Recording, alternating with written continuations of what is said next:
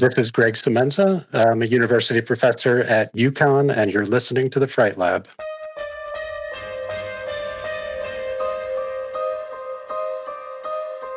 Welcome to the Fright Lab. I'm Lucas Yoakum. Manning the ones and twos tonight is the one and only Joe Wren. And with us tonight on the line, we have a very special interview, a little something different. Not the sort of interview we normally do, but something I've been extremely excited about, if you can't tell by how fast I'm talking at the moment. We are talking to maybe someone, the only person who I can definitively say, just top of head, knows way more about horror than me. And that is the one and only Greg Semenza of the University of Connecticut. Greg, thank you so much for coming on the show. Thank you for having me. I've been trying to think about kind of the way the show has been in the last few months. We've been talking a lot recently about history and the way history intersects with horror. And when you get into that kind of rabbit hole, when you're kind of going that route, you start realizing that the history of horror film is actually pretty modern in a way. When you start thinking about some of the earliest horror stories, what we would think of as horror stories, at least now, there are stories dating all the way back to ancient Egypt regarding ghosts and ghouls of the night. But when I think about the frame that I want to think about horror in, it starts for me in 1922 with F.W. Murnau's Nosferatu. And just for kind of give ourselves some brackets, we'll end at 2024, Robert Eggers' Nosferatu. So the big question I have, and it's kind of the place I'm trying to suss out the details of, how do we get from Murnau's Nosferatu to Eggers' Nosferatu? Where would you say, like, how did we get there? No. Well, in many ways, that's one of the focuses of the class that I teach, because the earliest film that we do is Murnau's Nosferatu, 1922, as you said. I think there are some interesting instances of horror prior to Murnau, but as I always say to the class, Murnau is kind of giving us a language for horror. He's working out a lot of that visual language, especially, that I think we just sort of immediately begin adapting and running with. So once that film is released into the world, I think it's best off a chain of events. I think we can make the case, I guess would be my response, that there's a pretty coherent story to be told between Murnau and Eggers. So using Murnau as our starting point, like it is also a case of the story, the film Nosferatu, is kind of a sum of its parts sort of ordeal, because you have a guy like Murnau who his canon, his latter-day films post and even somewhat pre-Nosferatu, like you said, they help create the base language for a lot of film in the way we think about it. I mean, he did Faust, which is, I think for a lot of modern audiences, it might run a touch long, but it is an excellent film on its own. And then when you look at, Sunrise, I believe is, the German name is losing me, but the English name is Sunrise. Arguably the most beautiful film of its decade. I mean, there weren't a lot of other films that decade by comparison, but then you can also kind of point to characters like Albin Grau, his production designer, who he on his own, you could fill at least one lecture on. He's such a fascinating, bizarre character. He was, if memory serves me correctly, an architect and just an artist broadly, but was also a contemporary of the quote unquote wickedest man in the world, Aleister Crowley. So you have weird characters like that. And then you have guys like Max Schreck, who plays the titular Orlok, the titular Nosferatu, if you will, who may be one of the most mysterious men in early cinema. What is it about Nosferatu that works the way it does? Like you say that, and we agree, that there's a language it provides. Could you give the broad outlines, you think, of how that language operates? Absolutely. Yeah. And I think there's a couple points we might make about the ways in which Murnau is sort of, he's pioneering a visual film language. It's also a bummer, guys, that he made a Jekyll and Hyde film in 1920 that is lost, right? And so we just don't have it. But, there is, for one, the adaptation of Dracula, right? This kind of infamously unauthorized adaptation. And I think one of the things that Murnau is bringing us is the great literary tradition of Gothic horror, right? Something that is going to really dominate film horror for many decades. And that legacy, it's going to take on many different forms. It really will not be taken over by a different kind of non-Gothic kind of realist horror, you could argue, until the late 1960s, early 1970s. So, when we get into those spaces in the Carpathian Mountains and those incredible architectural spaces in Orlok Castle, we're very much trying to figure out how to put onto film, right, spaces that had been highly developed in novel for at that point over 100 years.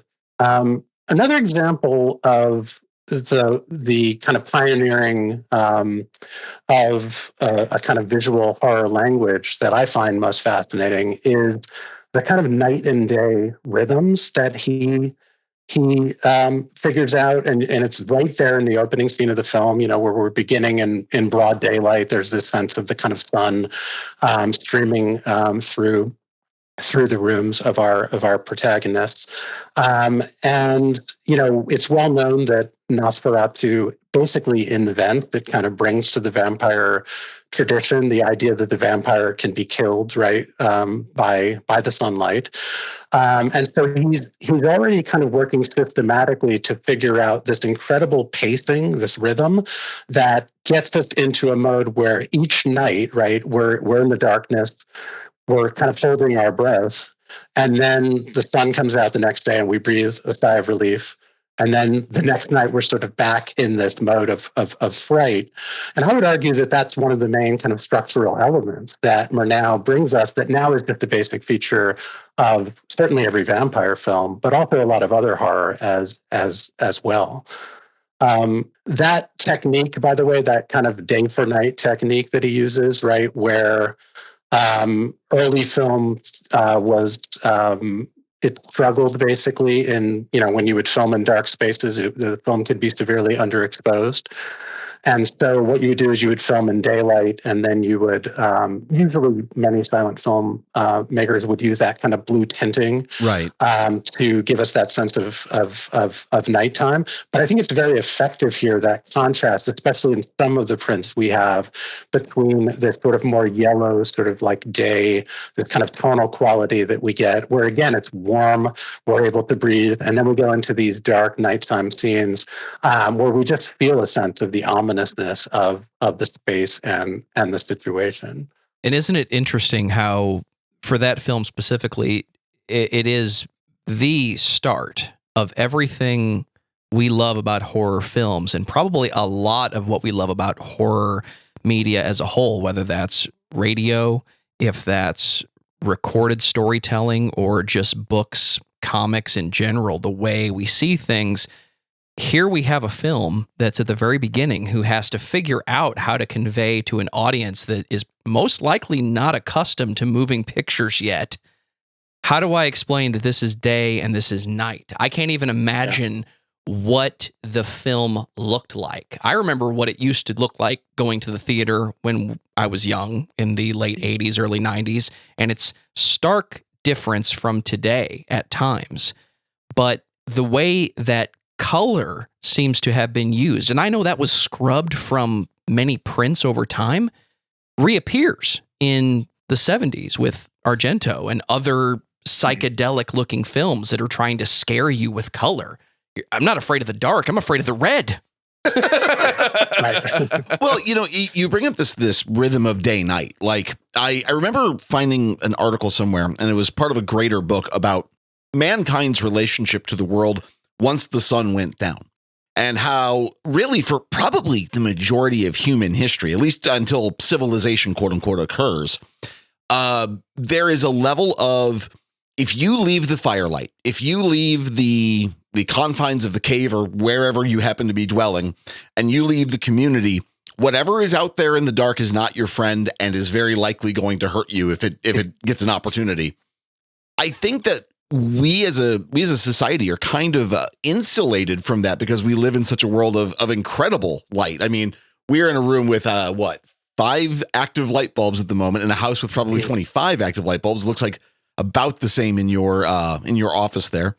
We are removed from that, and I wonder how much. This is me very admittedly very fantastically thinking how much our understanding of light and dark has actually been impacted by media and thereby, to an extent, impacted by Nosferatu as a film. Yes. I mean, I think that, he's onto something in just kind of thinking about these dichotomies, especially, right? And how they associate with, as you're saying, kind of emotions, right? Emotional kind of states of, say, security versus, right, kind of these kind of terrifying night scenes. And then the question becomes, how do you amplify those, right? I mean, going back to this kind of idea of creating a language, I would note 2 kind of additional innovations here, basically.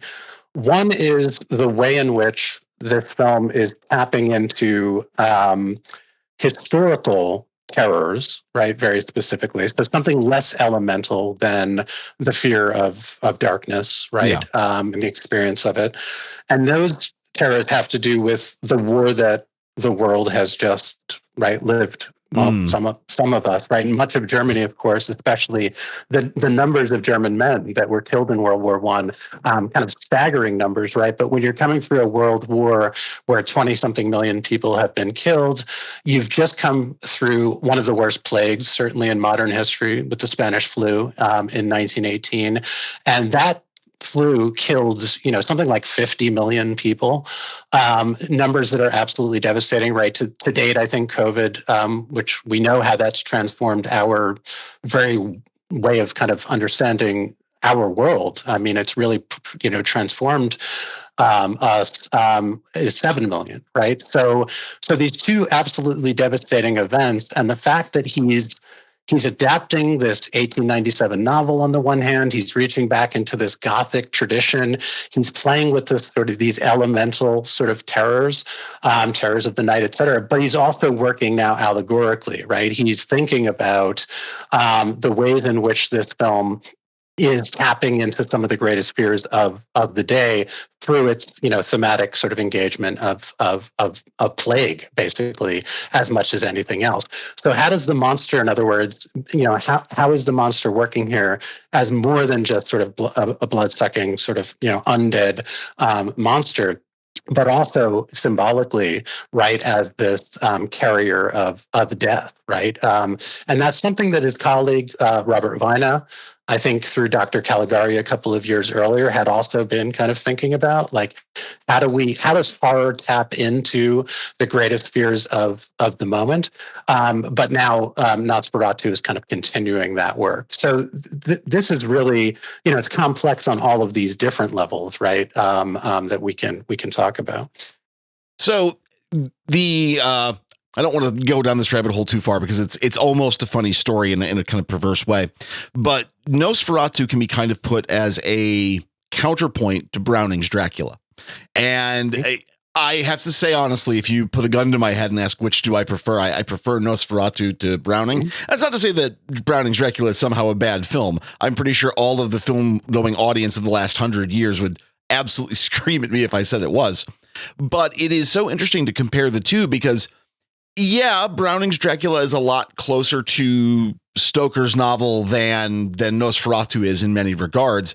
But you couldn't ask for a greater counterpoint of someone like Bela Lugosi and Max Schreck's portrayals of the 2 vampires, of the 2 Draculas, as it were. Do we have any sense or what is your thinking about Browning's Dracula in contrast? Because it's only like a decade later or something like that. Not even. Yeah, it's 9 years later. Yeah, 1931, and it kicks off the great Universal cycle, which maybe that period between 1931 and about 1935, when Bride of Frankenstein is released, it could be the most important period for horror film to this day. I mean, just the number of great works that are released, and Dracula starts all of that. I think a lot of people agree with you, actually, that Dracula is And I think even in the context of Browning's own career, because he was a very dynamic director and filmmaker, it drags, in ways that are often surprising, especially after that opening, which I think is great.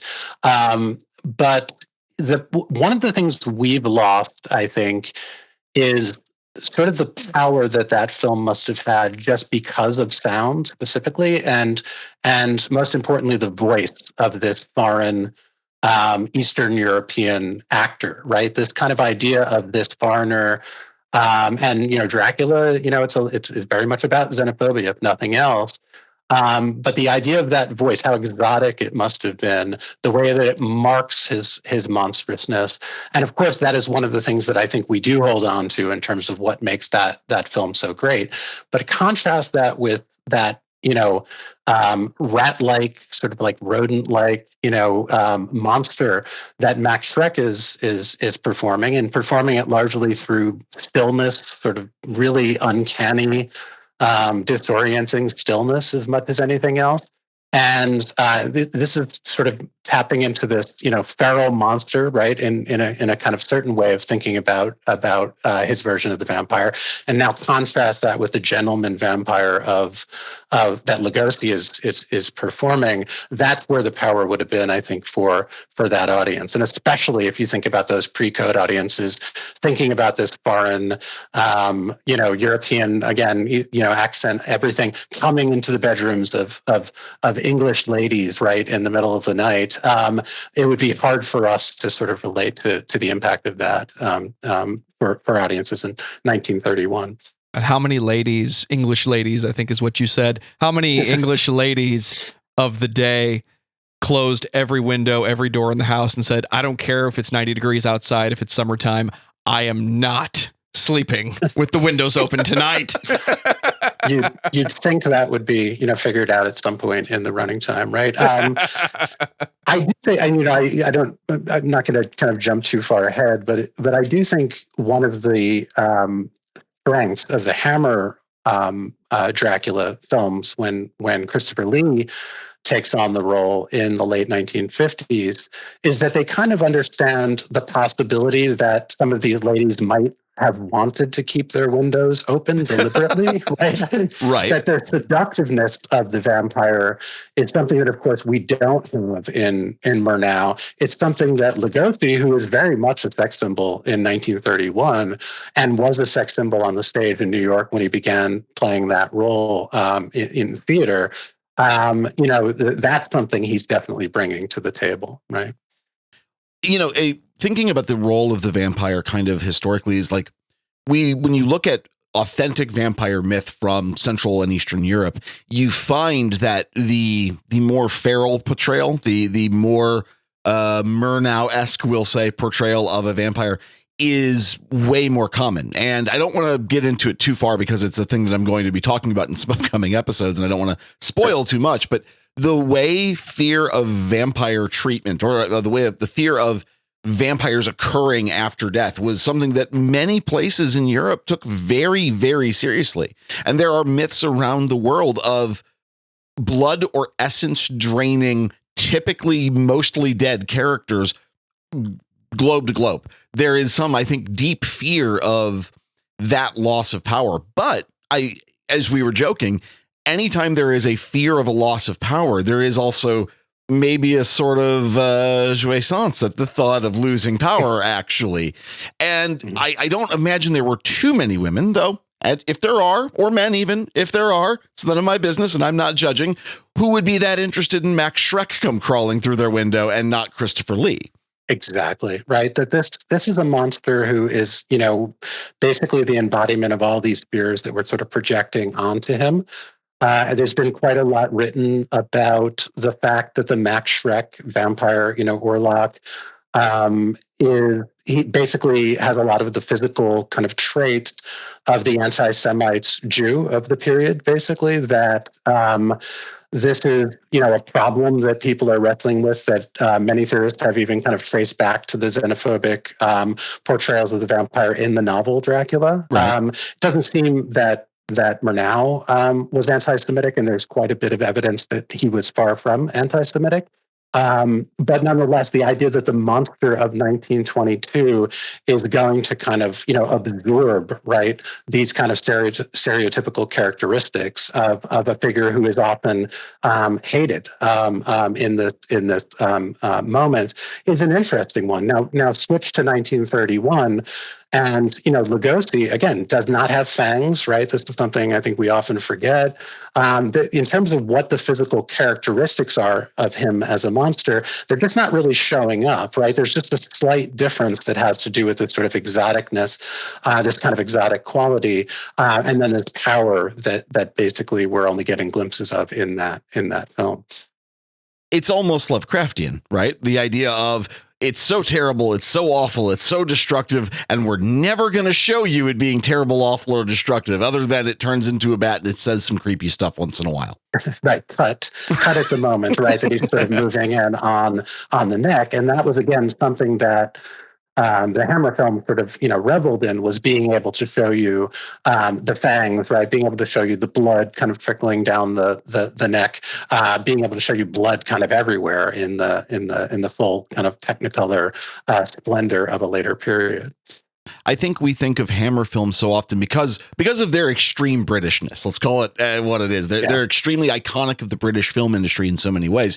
We think of them as very stodgy and very, yes, Sir Christopher Lee is Dracula. Well, I mean, Christopher Lee is one of those fascinating historical characters on his own, but those movies positively revel in how much blood they could get away with given the time period. Watching them now, in 2026, yeah, sure. It's nothing compared to an evening with your favorite slasher joint, but they were remarkably bloody. They were remarkably violent for the era, actually. The opening of the Dracula, the first Dracula film in the cycle, 1958, shows the gravestone of Count Dracula, and just sort of for no reason, seemingly, all of a sudden, this splash of blood just kind of is thrown onto the gravestone. And it's just an announcement by Hammer Studios that we can do this, right? We can now move this character in directions that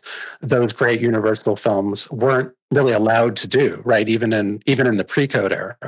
And it's again going to be this amazing, red that is not going to look like any blood you've ever seen before.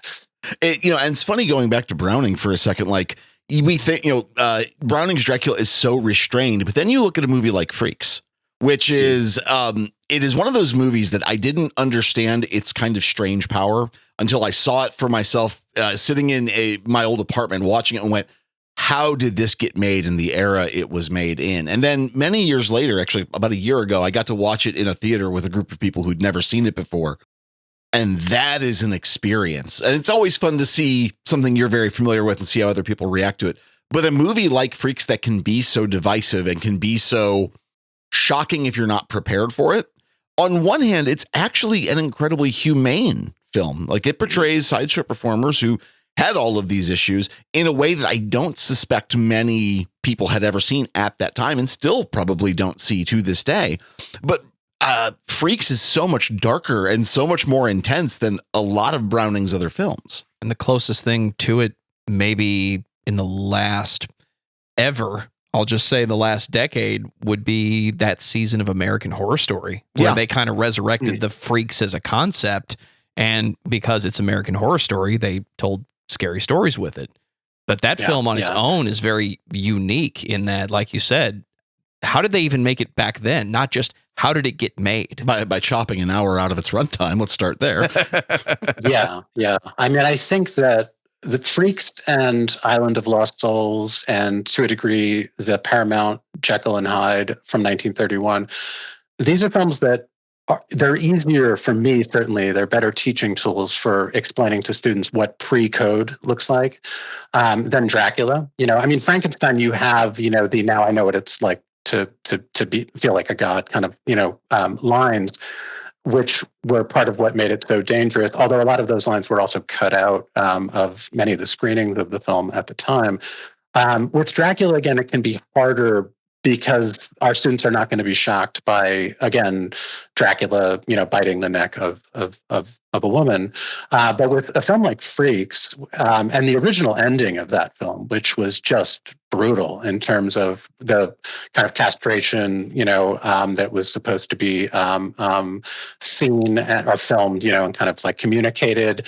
It's still, though, intensely gritty and disturbing. And you're right that I think it's a divisive film, to say the least. It's certainly championed by many people for suggesting that it's the normies, basically, that are the real monsters here, without any question, right?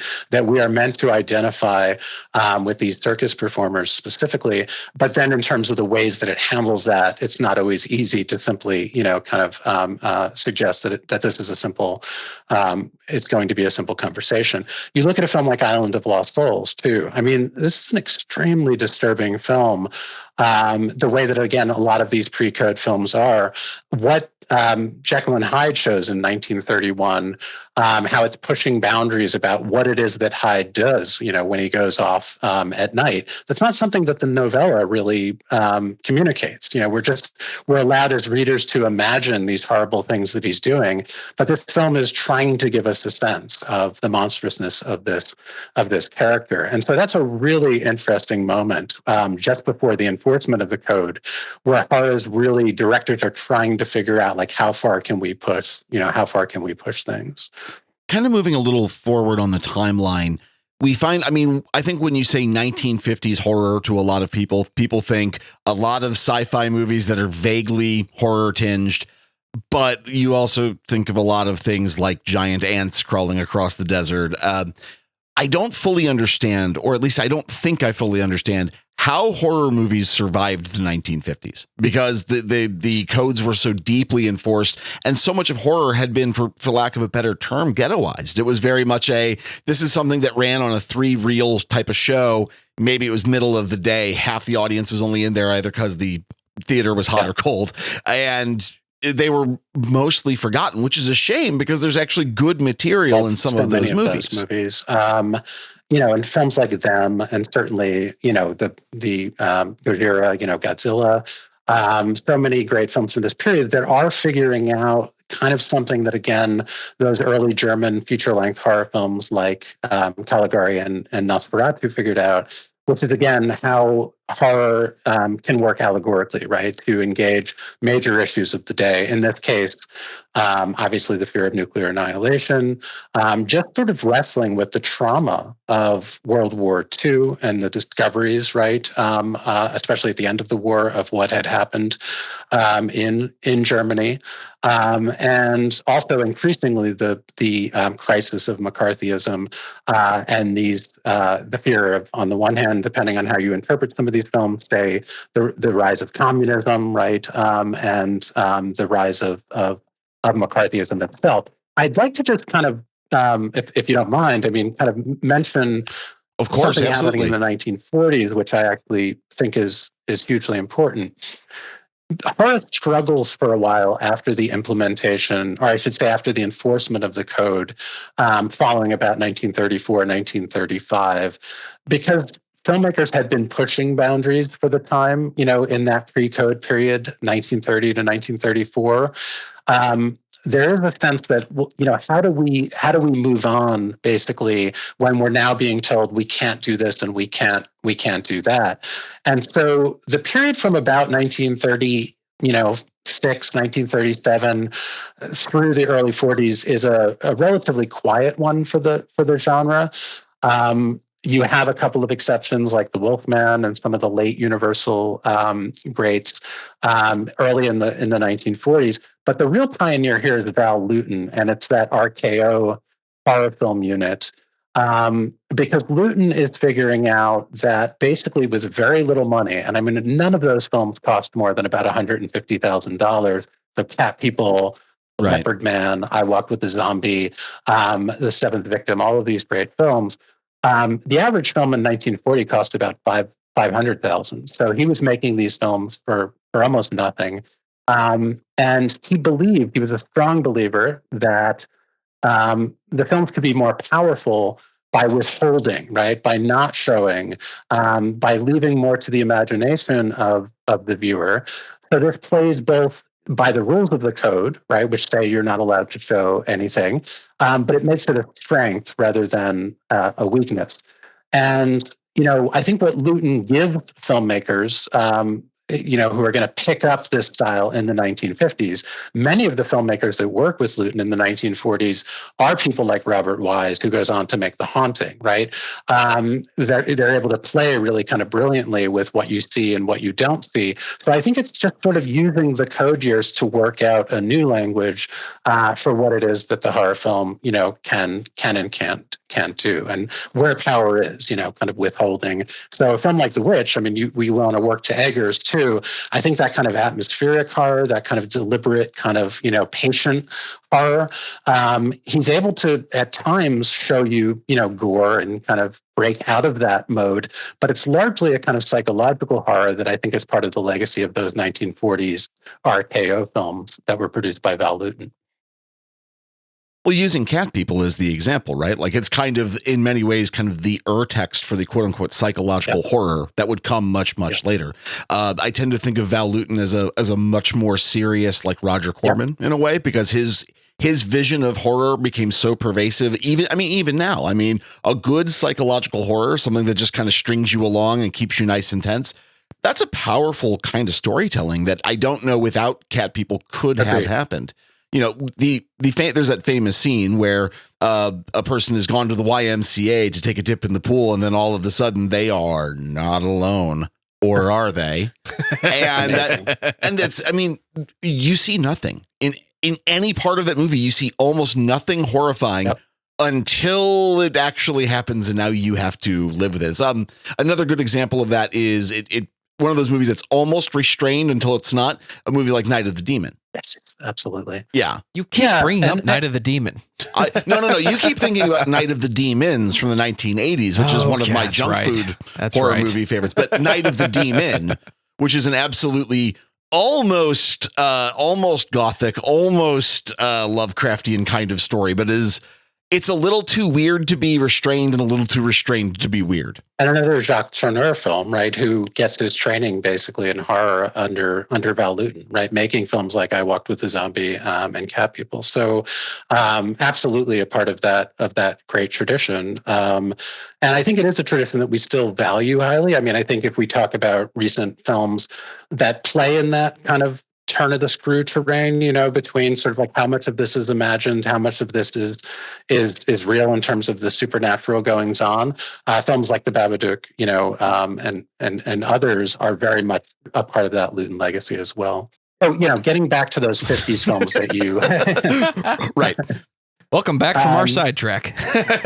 Yeah, exactly. I think they're, again, it is very much the decade, right, of the monster and the sort of mutant monster specifically, and things are going to. But it's also, I think that's what's happening on the American front.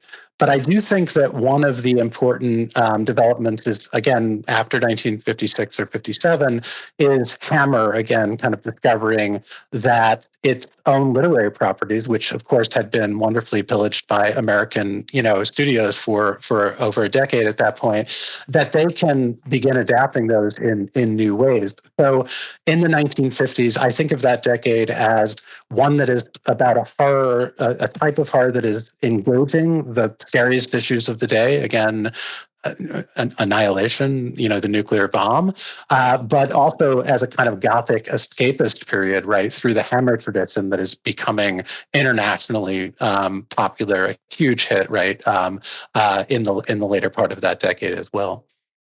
One of the recurring themes that you've kind of centered on is mass tragedy, mass casualty. Godzilla, Gojira is maybe one of the best examples of that. And especially it being a Japanese made film, it being from the culture, the only culture that's been on the receiving end of a nuclear bomb up till now. Yeah. They're very more sensitive to what that's like. And while it is highly allegorical, it is also an incredibly visceral film for the time period. And it was kind of recently, I don't want to say remade, but kind of touched upon again with Godzilla Minus Zero, kind of grabbing that same story and I don't know, recalculating it. Yeah, and it's a great film. I absolutely adore that movie. There are few things make me simultaneously so happy and so scared as the Godzilla sound. That particular the roar, I find it beautiful and bone chilling. Yeah. So kind of pushing forward just a hair, one of the more common things you always hear is that movies like Last House on the Left, and I think a favorite you and I share, the Texas Chainsaw Massacre, is very impacted by Vietnam. Yes. And so I don't want to leap ahead too far in the timeline because there's, another whole decade in the center there that's absolutely requires discussion. There is a sense of, yes, horror is a product of individual creators, but it is also a product of the zeitgeist around it. That if you had just been on the receiving end of a nuclear bomb or a devastating war, the horror that comes out of that is going to be inevitably flavored by that thing. This is kind of the problem with the period after the great Luton films, again, which are B films certainly of this time, and they but now we look at them especially right in terms of the kind of work they did. But from about the end of the war until about the middle of the next decade, when we begin to have the release of many of the great monster films of the 50s, it's pretty quiet, the genre. And I think people will they will raise questions about the degree to which horror becomes problematic or untenable following the release of footage from Auschwitz and the concentration camps, the degree to which, horror becomes difficult to kind of think about as escapist when you're dealing with millions of people returning home who've experienced really traumatic events. There's that famous Adorno quote that I'm going to bastardize right now. It's something along the lines of, there can be no poetry after Auschwitz, or this kind of idea, right, of horror's normal functions maybe having to change in the wake of the horrors of the Second World War and especially the Holocaust. So it's not all just about the code. And so it's interesting to think about in what kinds of horrific moments does horror serve a function for us, right? In what moments does it serve a therapeutic function? And are there sort of limits to that? Are there moments where the horrors of the natural world become so apparent to us that art horror simply cannot function in something like its normal way? I don't really have a clear conclusion on that because I think there are too many factors explaining the silence of horror films in that period. But it is a weird. It's a weird sort of coincidence, if that's what it is, right? That right after 1945, you have about a pretty quiet decade, right, for the genre. Yeah, I mean, it almost seems facile to say, yeah, World War II was bad. It wasn't just bad. I mean, it was historically bad. It was biblically bad. It was bad in ways that those of us today who have seen plenty of awful events in our lifetimes. I mean, I'm in my mid-40s. I've seen enough world events pass me by that were pretty fundamentally awful, but it's hard to get our heads around, first of all, World War I, and then into the one that we all thought, oh, this is as bad as the human experience can get. And it turned out, no, it can actually be much worse. Yes. It almost seems, ridiculous to kind of say like, well, yeah, maybe horror had to take a little breather there. But I think about a line from the 2018 readaptation of Suspiria, where a dance teacher who had herself survived the war tells her young charge, after the Holocaust, after the war, nothing is beautiful ever again. And we have to, and this is the line, we must break the nose of every beautiful thing. There is something about horror that on one hand can be really reactive. And sometimes that reaction is keep your mouth shut. Don't say anything about what's actually happening. But then again, it can also be a beautiful way of, it's kind of the whole crux of the Fright Lab up till now has been, yes, how do you deal with horror? Well, horror is a safe place to explore the worst of our feelings. And I think that maybe one difference, here that's crucial in terms of explaining why World War II, especially, I mean, yes, it's again, it's the Holocaust, it's the magnitude of kind of horror, right? Defining that event, 80 million people, according to some counts, die, in that conflict, are killed in that conflict. But it's also documented, right? It is captured on film in a way that the horrors of earlier wars had not quite been done. Yeah. So you want to see horror, right? From that period, you watch documentaries basically of what happened in the concentration camps. You watch Night and Fog, right? That's going to be far worse than anything you're going to see, in the genre. But I do think it sort of also disrupts that footage. Really sort of centuries old distinction between art horror and natural horror or real world horror. Just that, when Aristotle's kind of theorizing, right, painful art, when he's talking about tragedy, he's recognizing the way that art often functions mimetically, right? And that there is a kind of distance between the artwork and reality. With film in the 20th century, increasingly, that line begins to shrink, right? It becomes harder. And, we maybe the culmination of this is the kind of awful, kind of videos that our kids are able to watch on the internet just when Sure. they sort of turn it on now. So how does that transform the brain, right? How do those images, right, that people are now able to see, how does it transform their relationship, right, to art horror? And I think that is a decade that is partly about helping people to kind of figure out, right, some of those questions. I hope that makes sense. But Yeah. It's the easiest answer when you talk about gaps in horror and the way horror and storytelling in general changes over time. Anytime you have a significant life-changing event, and in the case of World War II, you have a world-changing event, the second time in less than a century, I'm reminded of an argument I've heard about why did popular music change in the early 2000s? And the answer is it's a reaction to September 11th, 2001. Mm. We don't want to hear anything bad right now. We all kind of want to be a little bit happier. And it's one of the reasons why network television changed and why a lot of people started spending a lot of time watching food-related media because food is considered a comfort. Is there a time frame in horror where we still could tell scary stories, but we had to find a way to be scary and entertaining and a little less real with our concepts? Or is that always that era from the 40s to the mid 50s, or even times in the late 80s up until the 2000s? It's such a tricky question too, because of, again, the topic that you guys cover so well on your podcast, and that is, again, that kind of like almost like horror therapy sort of element, right? The idea that for different individuals, I mean, I spend a lot of the day stressing about the world that my kids are going to live in. And then I go home at night and I flip on a horror film. It does something, right, to sort of calm me. So I think there's this sort of individual, sort of like quirky element of different personalities that keeps horror relevant in all moments. But I think a good example of what you're talking about, maybe from that same period that you were talking about, the popular music, would be the 9/11 and then the Iraq War and the Abu Ghraib torture memos and the CBS release of those photos from Abu Ghraib in what was it, 2004 or 5.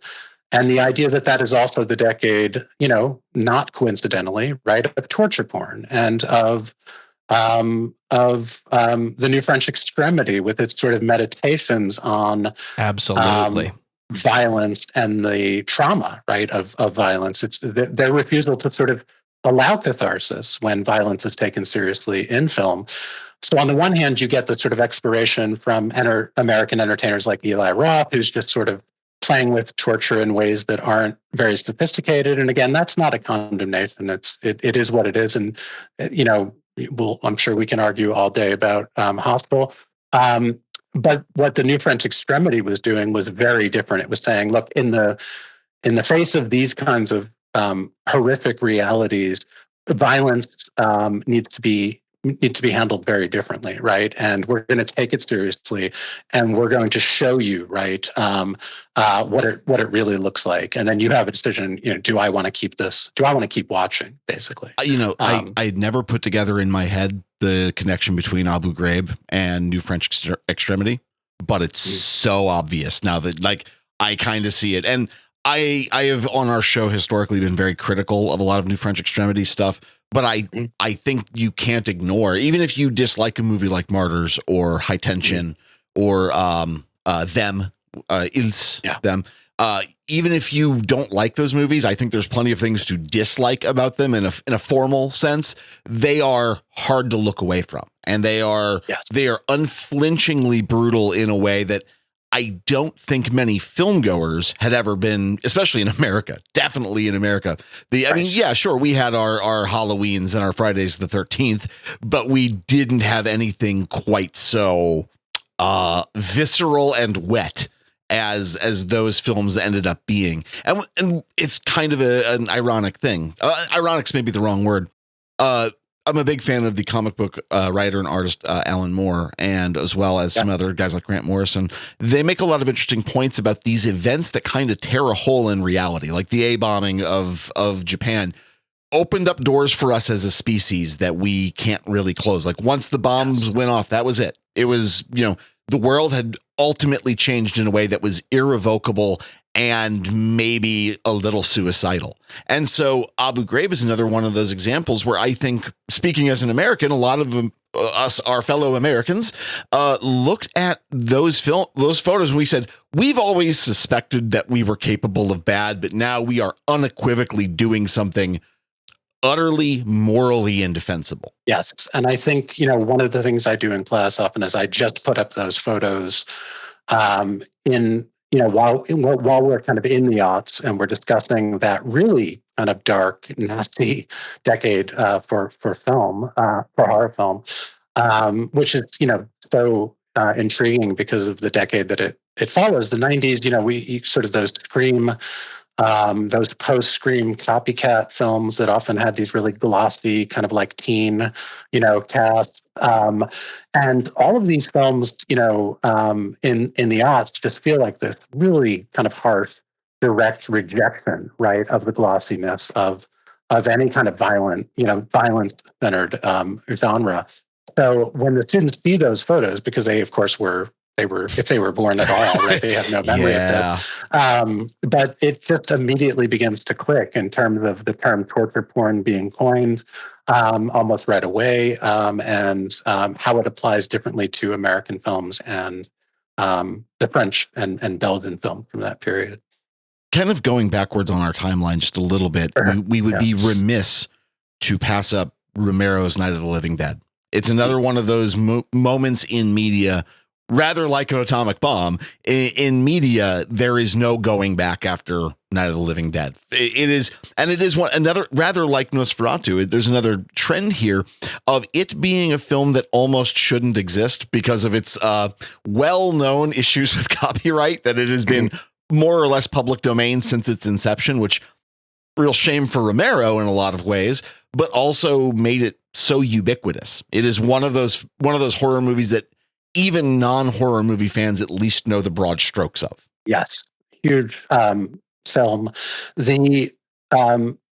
I'm going to kind of work back around to this if it's okay. But again, I want to just give Hammer a little bit of its, what it deserves, a little credit in figuring out what is one of the basic rhythms, of course, of film history in general, which is sort of the value of product differentiation, especially within, in relation to genres. So the original plan with the Hammer films is that we're going to take back these British properties, Dracula, Frankenstein, etc.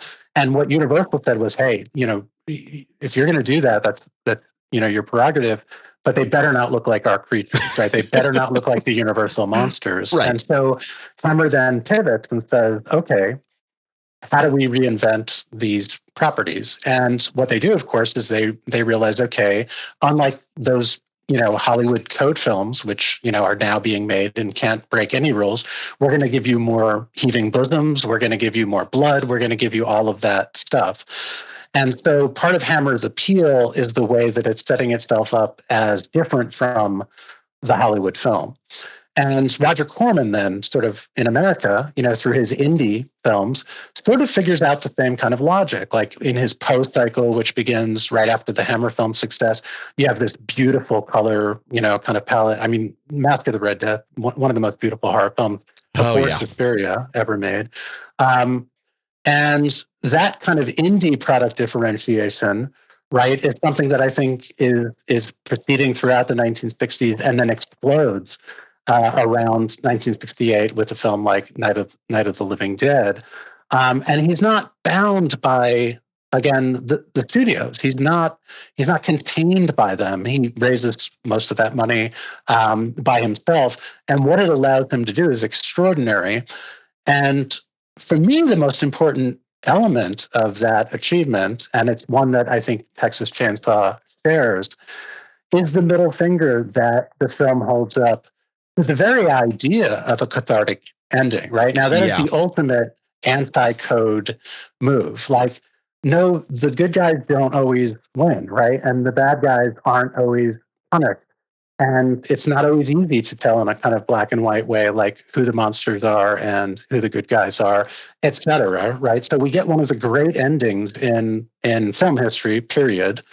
And it's very similar to Leatherface, doing his macabre kind of ecstatic dance at the end of that film.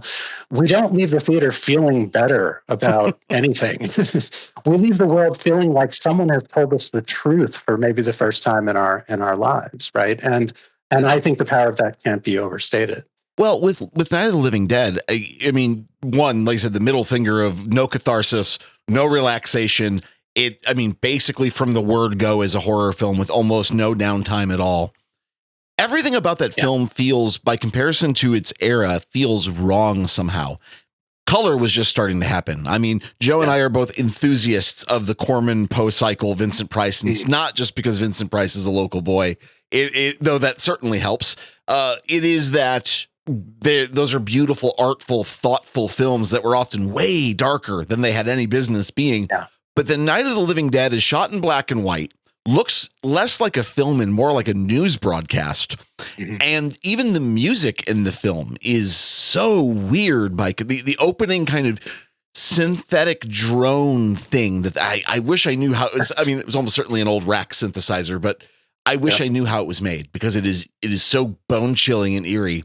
It is kind of a real violent, both literally and metaphorical, departure from everything that had happened before. It's another one of those moments where we turned the corner and cinema doesn't ever get to be the same ever again, let alone horror cinema. Agreed. And the other element of that soundtrack, especially early on, is in the cemetery when we get the appropriation of Vincent Price's voice, right? They're coming to get you, Barbara, right? And then the idea that we feel like we're in a familiar, wait, is this that thing we've seen before?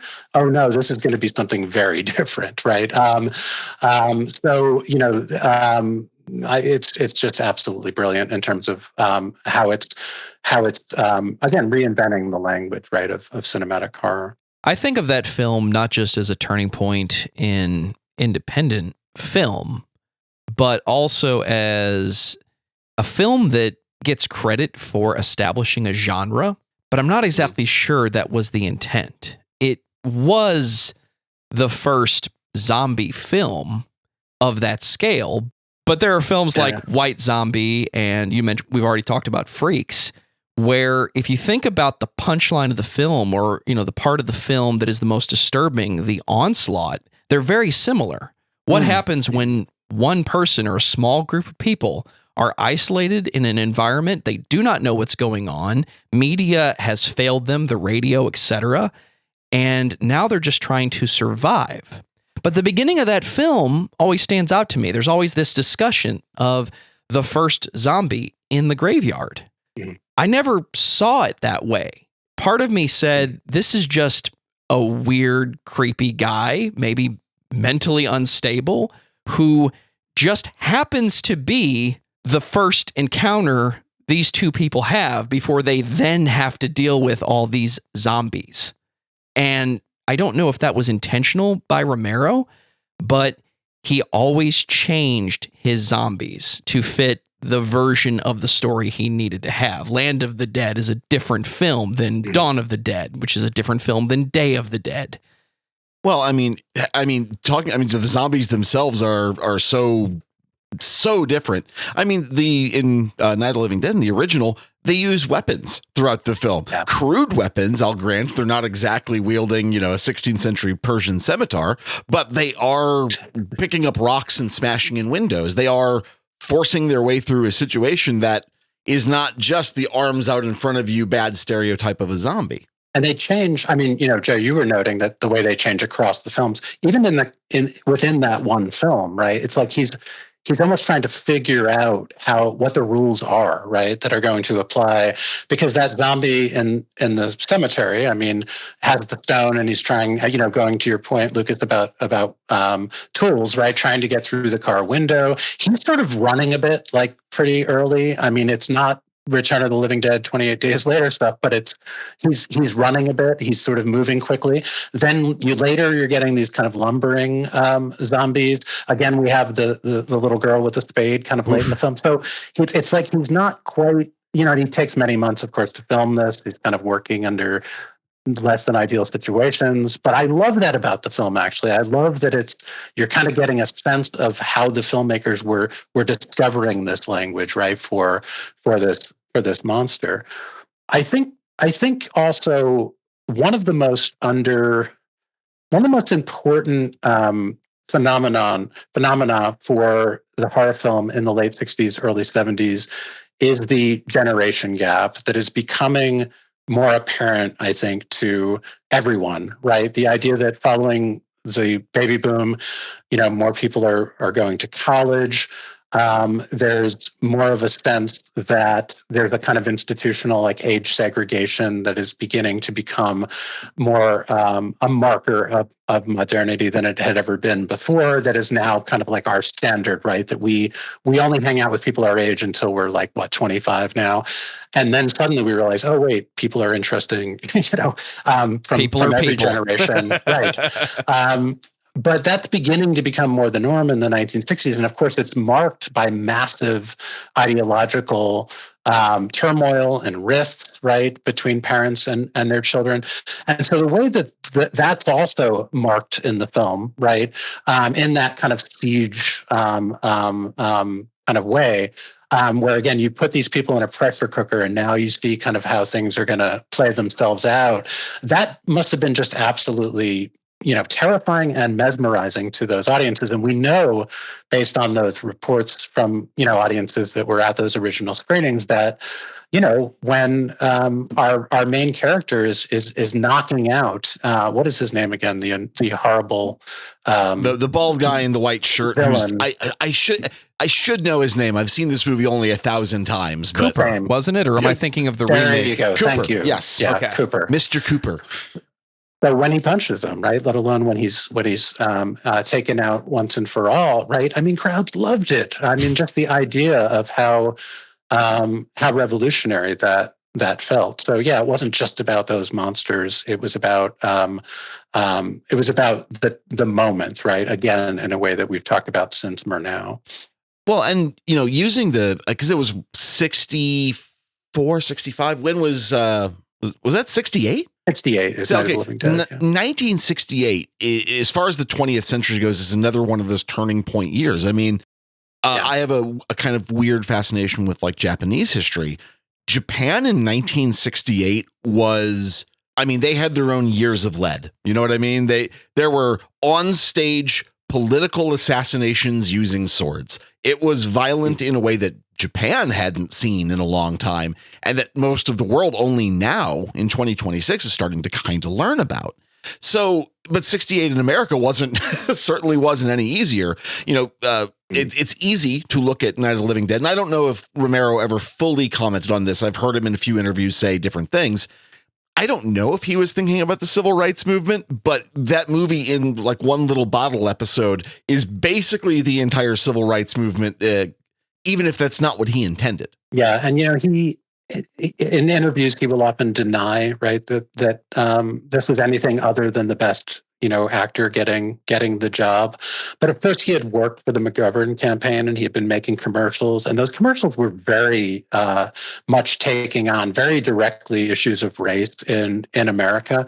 And so I think it's complex, it's complicated, and he certainly knew while making the film that this was going to register, right, in relation to civil rights and the turmoil that the country was under experiencing.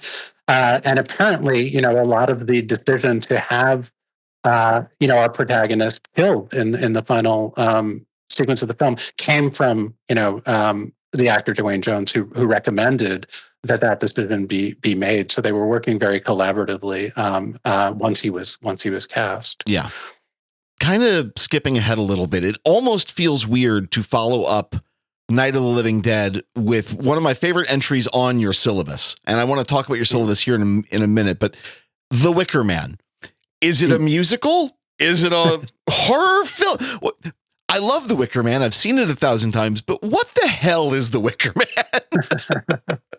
It's funny because at the end of each semester, we do an awards ceremony where the students have to, basically fill out a questionnaire about best actor, best actress, best director, that type of thing. And the best picture is always, of course, the one that everyone gets most excited about. But The Wicker Man has won that in the past, and it almost always comes in near the top. It's a film that the students just absolutely love, and that, of course, none of them, for the most part, have seen before. It's largely its eccentricity, I think, that is its legacy. I mean, like, it just stands out. And of course, now that we've created the subgenre of folk horror, it's almost like it was created to explain the existence of the Wicker Man, and you can kind of now slot all of the films in around it. But it's again, talk about a generation gap film, right? The way that it is largely about the insider sort of becoming the outsider, this figure of mainland authority moving into this island space of superstition, and this space whose horrors are defined largely in relation to the kind of supposedly primitive beliefs, right, of the people, and then sort of watching that society destroy him, kind of surprising us along the way. It really is about the undermining of stability, of authority, of the status quo in that space. And is it a horror film? I guess that comes up a lot, right? Is that kind of where you're going with the question, that you almost feel like it doesn't fit this genre? Right. Sort of, because when I think about The Wicker Man, I think about it a lot in the context of the quote unquote unholy trinity that makes up folk horror: Witchfinder General, The Blood on Satan's Claw, and The Wicker Man. Three movies that I adore equally. I think all of them are great. I think my favorite of the three is probably The Blood on Satan's Claw, because it's the grittiest of the batch. It is the least palatable of the batch. It is the one that I like to give to my friends who can handle horror but aren't very versed in it, because it is so weird by comparison to everything that was happening at the time. It is one of those, you were using the example of the mainland authority, which is hilarious because, England, small island, moving to an even smaller island in an attempt to impose the mainland's policy onto the island, only to discover, no, we have our tradition. It's not going anywhere. And he's given every opportunity to leave and walk away, and he just doesn't. But by comparison to, say, Witchfinder General, that is a gritty, gruesome film. It's almost out of the ordinary for Vincent Price, because he is such a singularly cruel bastard throughout that entire movie.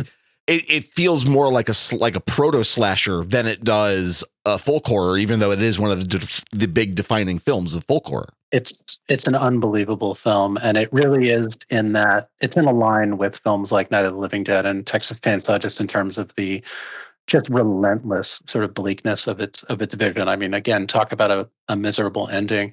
But I think one of the reasons why The Wicker Man works so well in a class on horror has to do with the degree to which so much horror theory is built up on the notion that repression sort of drives, right, the creation of monsters, that the desires that we repress, right, find a way, right, they ultimately are going to be projected out onto the landscape, out onto other beings, onto others, that then are going to attack, and hopefully that we are going to destroy. And the idea of, Cap, the Harry figure, who is so absolutely repressed, hilariously so, right? I mean, I think there are fewer funnier. I mean, it's one of the most hilarious scenes of all time, right? The bedroom musical, The as seduction, you say. yes. Right. And the way that then, of course, he becomes the butt of the joke at the end is just such a remarkable contrast to what we're used to in the genre. I mean, take a film that came out the year, before, basically within a year, The Exorcist, right, which is the ultimate sort of propaganda film for the power of the church, right, for the power of the institutions, right. I mean, people were flocking to the Catholic Church after seeing this film, but that's a more standard vision, right, that is more in line with kind of Hollywood. Talk about a cathartic ending there, but The Wicker Man sort of rejects that outright, and it seems to put us on, makes us complicit in the destruction of this absurd repressed character. And I think I heard Christopher Lee in more than one interview on YouTube mention that it's not a horror film. It's a story about people and their own traditions. You mentioned traditions being one of the main storytelling components. Change the lighting and change the costumes. It's not a horror movie in this sense of it's terrifying. The concept itself is terrifying, but it's because you know how the story ends. It's closer in my view to something like The Maltese Falcon, where it's film noir. It's a story that is building as a tragedy, but there's other components to that you'd see in a film like The Naked Prey, where you're somewhere you shouldn't be, surrounded by people that you don't understand. Good luck. And it just happens to be that in the case of that story, they're going to eat you. You mentioned Eli Roth earlier and his kind of obsession with the 70s grindhouse horror film, something like Green Inferno, I think is what it was called, where, yes, it's just a big bloodbath on screen. But again, that concept of you shouldn't be here. You don't know that yet. And when you find out, good luck. Hopefully you get the Texas Chainsaw ending or the Hitchcock ending where the audience gets an actual exhale of, oh, thank God they survived. But that doesn't always happen. And The Wicker Man, that is one of the most tragic parts of the film, is he thinks he's the authority, but he doesn't make it out. No, he thinks he's in charge, and he is absolutely the least empowered person within a 10-mile radius, because the island's only about 10 miles. But he is so out of his element. And even though, they all speak the same language, in theory, they all have the same social customs, at least. He's so out of his own element, and he just doesn't know it yet. And really, up until the point they confront him on the cliffs, he doesn't actually realize how out of his element he is. It's so the way that we approach this in class is we talk a lot about that moment in Rosemary's Baby, for instance, where she's at the doctor's office, and that famous Time magazine article, "Is God Dead?" Right, is lying on the coffee table. It's again this major Time magazine publication. The boldness of that, right? When it came out, I think it was '66 when it was published. And these films, moving from that late 1960s period of crisis, they're always about institutional crisis, and in a pretty profound way. They're really questions about what happens when there are no foundations, right? If we can't trust foundations at all, up to and including the fact that God may not exist. And so when you look at, again, the dialogue between films like The Exorcist and The Wicker Man in that period, it's really interesting. The Wicker Man, my favorite moment is the conversation between Christopher Lee and Howie in Christopher Lee's house, when he basically says, you had your chance. it didn't work, right? Like we're trying something else. And he seems to admit that he knows, right? That I am basically imposing an alternate sort of like religious universe here that the people can believe in. And again, how radical is that, right? In 1974 or so. So we're kind of reaching the center of your syllabus, and we've been looking at the different you sent last year's as well as this year's for us to just kind of take a gander at to get a sense of how you like to run a class and how you handle this peculiar intersection of academia and the gore-soaked world of horror. When you were coming up, I mean, you have some items on your list that I saw, and I thought, oh, hey, we actually talked about that on our show. That's fun. Not that the movies were fun. I stand by my argument that Julia Ducournau's Raw is a deeply unpleasant watch, and I have a long-term girlfriend. We've been together many years. She is an absolute trooper and will watch a lot of horror with me. But I brought that home one night because I was going to be writing about it, and she went, "Yeah, I'm nope, not touching that one." And I said, "Really? You've seen it before? I've never seen it. That's very rare that she's seen a horror movie that I haven't." I said, "That's interesting." Yeah. Why not? She goes, yeah, I watched that during like the couple, like right near the beginning of the pandemic when it was just me by myself for the first time. And nope, I don't need to go there again. It's a real rough, ugly film. And it is that in spades. So seeing kind of there's one film in particular I really want to talk to you about a little further down the list. How do you come up with that syllabus? What is it like? How does it make the cut? What goes on there and why? So the syllabus is divided in two larger sections, right? In the first section, which I call theory, what we do is we line up some of the major horror theories with basically like bangers, like the greatest, some of the greatest horror films of all time, but ones that I'm specifically choosing because I think that they demonstrate as well as anything what the theorist is trying to argue, right? So when we talk about Mulvey's The Gaze, one of the most, that's probably the most canonical essay that we read together in the undergraduate class.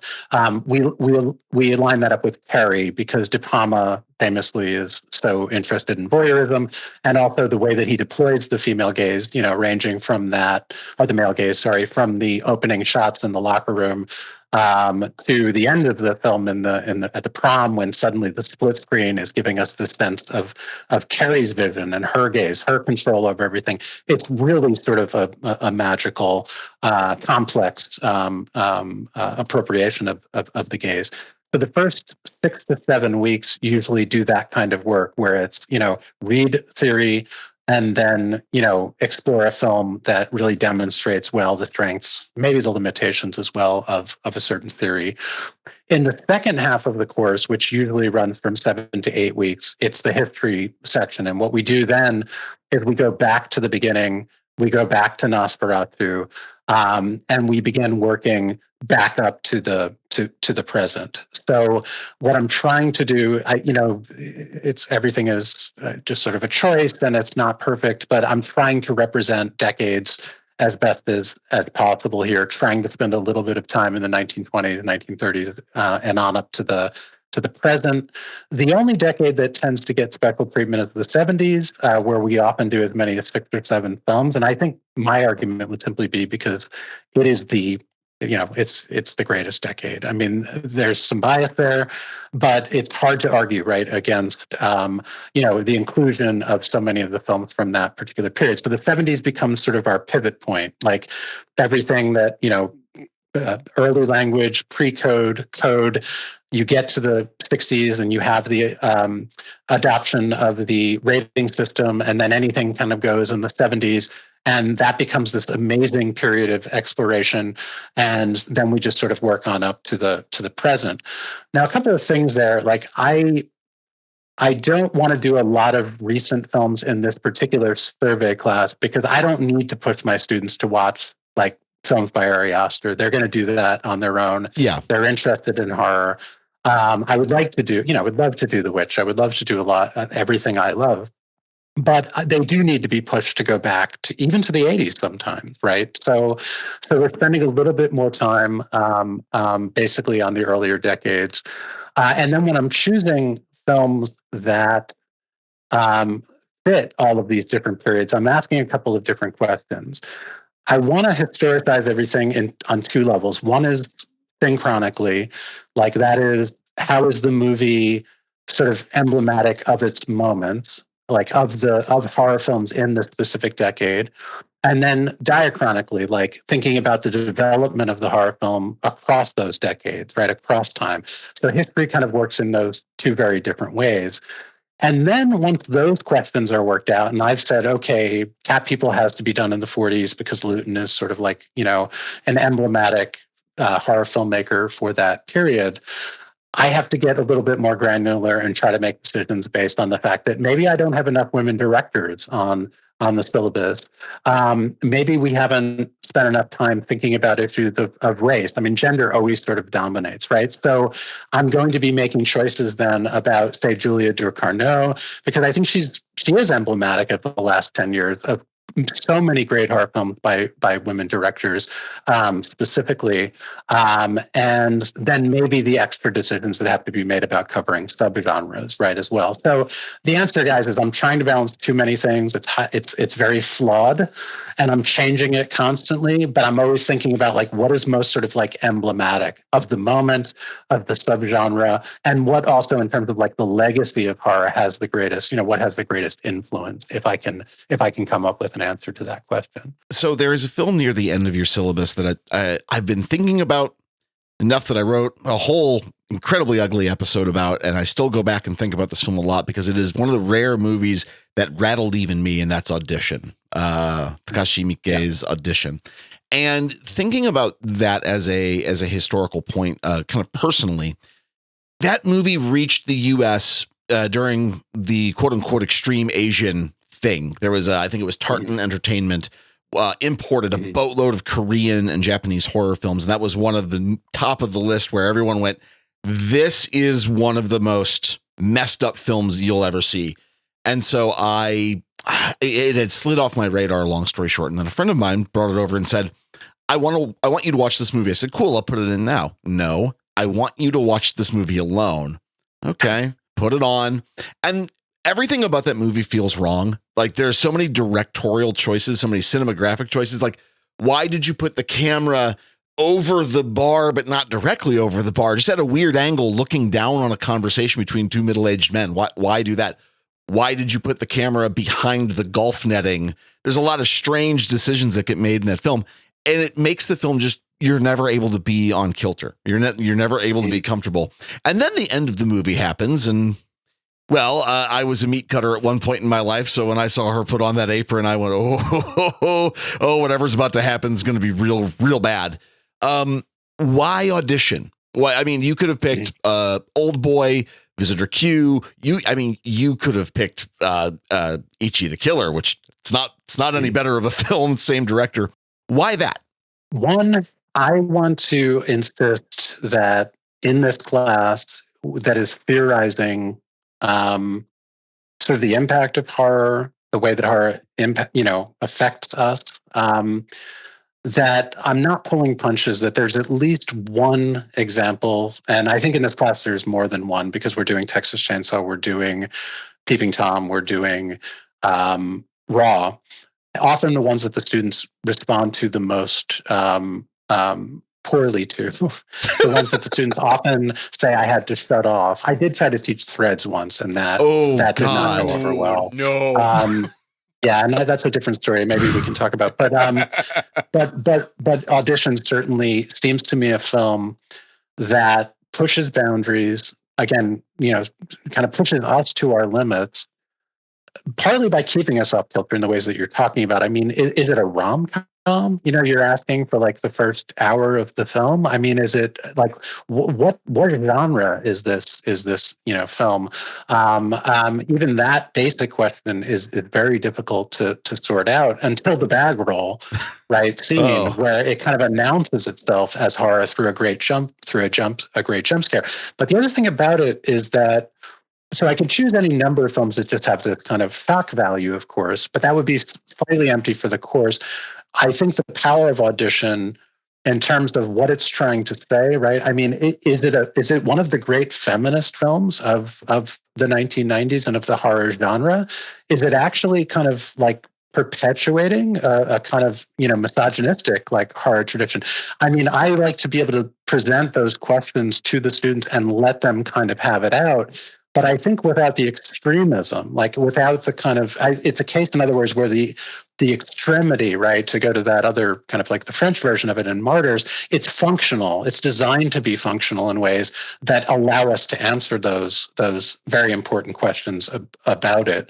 So I'm not really just interested in giving them the shock for shock's sake. It's about like, okay, since from the beginning of horror theory, horror has always been relegated to this sort of like inferior rung of the ladder, but underneath, say, terror, right? To kind of use like Anne Radcliffe's term for something she considers to be superior. I want to ask, what is the like functionality of actually like letting us see the worst, like of giving us, really kind of like rocking us to our core? Like, how do we think about the value of that in storytelling, right? Where it's not just shock for shock's sake. Does that make sense? It does, but it's interesting because you talk about some of the heavy hitters on your list, movies like Texas Chainsaw, movies like The Exorcist. By comparison, Texas Chainsaw is actually, it is still a very viscerally upsetting, viscerally scary film, but it is shockingly bloodless by comparison to something like Audition, which is extremely gruesome. Is it showing people how extremity can work? Because even if it's a movie that doesn't show you a lot of extreme violence or anything, it is still a movie that makes you feel like you need a shower afterwards. What's the distinction there? How is that mechanically working, do you think? The gore, right, itself, and even the scene, for me, the one that often does it with Audition is the feeding of the sort of captive, her vomit, right? Yeah. This is really like, again, just kind of it's going there directly. So are you familiar with the Anne Radcliffe distinction between terror and horror? Like, has that come up on the it's show? never come up on the show. I'm kind of I'm aiming at some material like that, though I am not personally terribly familiar with it for not only our use, but for our audience. Can you kind of elaborate on that point? Yeah. So Radcliffe is a pioneering Gothic novelist. She writes this great novel in 1794 called The Mysteries of Udolpho. And she is also really important in the history of horror because she starts to theorize horror in the early 19th century. So she publishes a piece, I think it's posthumously that it comes out, but it's something like on the supernatural in poetry. And she's really one of the first, she is the first to ask, like, what is horror? Like, how do we define it? And she sets it apart from terror. And what she says is that terror is a higher kind of like form than horror. And the way that the distinction works is that she says terror, basically by not showing you the thing, by suggesting it and by kind of forcing you to imagine it, it heightens your cognitive faculties. It like what that does is it sends your brain, right? It makes your brain active. And that is superior to showing you something which just shuts your brain down. Like if you see the thing, that is horror, and your body just shudders and you become paralyzed and your like mental faculties just basically cease to function. And that has been such an influential theory that in fact, like Stephen King in his own series has his hierarchy where he says, I try to terrify them. And if I can't terrify, I horrify. And if I can't horrify. And then if that doesn't work, I gross them out. Right. Followed by, I am not proud. That's right. All right. So I'm glad you know this. So it's great because he's actually adding this other term. So when we start working with Radcliffe, I will pair things. Like I'll show them the scene, the way Hitchcock works, right? Where Hitchcock, the scene I choose to show them is the one in The Birds, where our character is about to throw a match after there's been a gas spill, and everyone else kind of sees this, right? That there's going to be an explosion, except for the character. So there's that kind of dramatic irony. And what it does is we're all yelling, don't don't drop the match, right? And our brains are like going, kind of overtime. And then I contrast that with a scene from Zombie Flesh Eaters, the Fulci, where the splinter goes through, Yeah. the woman's eye. And we ask, like, okay, you see the difference. What do you think of Radcliffe's distinctions, right, et cetera? But rather than doing what Radcliffe did and what Stephen King even is doing, and saying one is superior to the other, let's ask, like, in what ways might, like, having to see the worst, right? Like, in what ways might that actually be functional? In what ways might it actually kind of do work that serves the story in different ways? And so I think, again, Texas Chainsaw is brilliant, partly because of how it's pivoting between those kinds of modes of, like, suggesting, right, things that are happening, but not really showing those things. And so I want to make sure that we have a couple of films on the table that are really kind of like going there, and again, are exploring what happens to our bodies, what happens to our minds when we're encountering a girl, like, vomiting tons of her own hair, or we're watching a character being forced to eat their own vomit. Now, some of the students, it's the only time in the class where they'll say, "I'm sorry, but I couldn't, Yeah, I they couldn't tap do out. it." Yeah. Right. And they tap out, and that's useful, because now that becomes the next step in an ongoing conversation about, okay, how do you then kind of think about that breaking point? How do you think about kind of like how you draw the line? But there are other students who, they're still almost like unimpacted by gore, and they will, at the end of the class, write down that the film that scared them the most was The Haunting, like a film that, I mean, not for many students, just you would not think would register for them at all. But a film that its horrors are all suggested, right? So I want to kind of chart that, and I don't think I can do it without at least one or two forays into a more extreme horror, like Audition. Keeping that theory in mind, where do you place any film by Kubrick, like A Clockwork Orange? Where does that land on that horror versus terror? Because yes, it's showing you disturbing things, and it's being comedic at times just to make it seem as absurd as it is, but it's also very visceral and very real, that it can do the same thing that something like Audition, where you have to look, you're frozen in horror.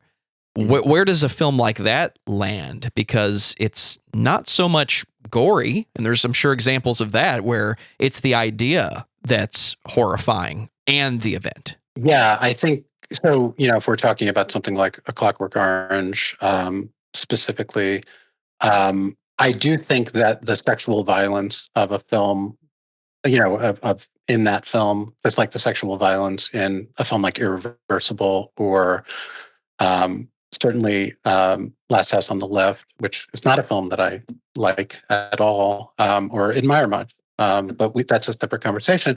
But I do think that is a kind of, it produces a horrific response that can be compared, right, to, say, the vomit scene in Audition. I do have to make decisions about, I don't want to show films that present rape in any kind of explicit way, especially in a university setting, considering the ways that these institutions will not deal with that problem.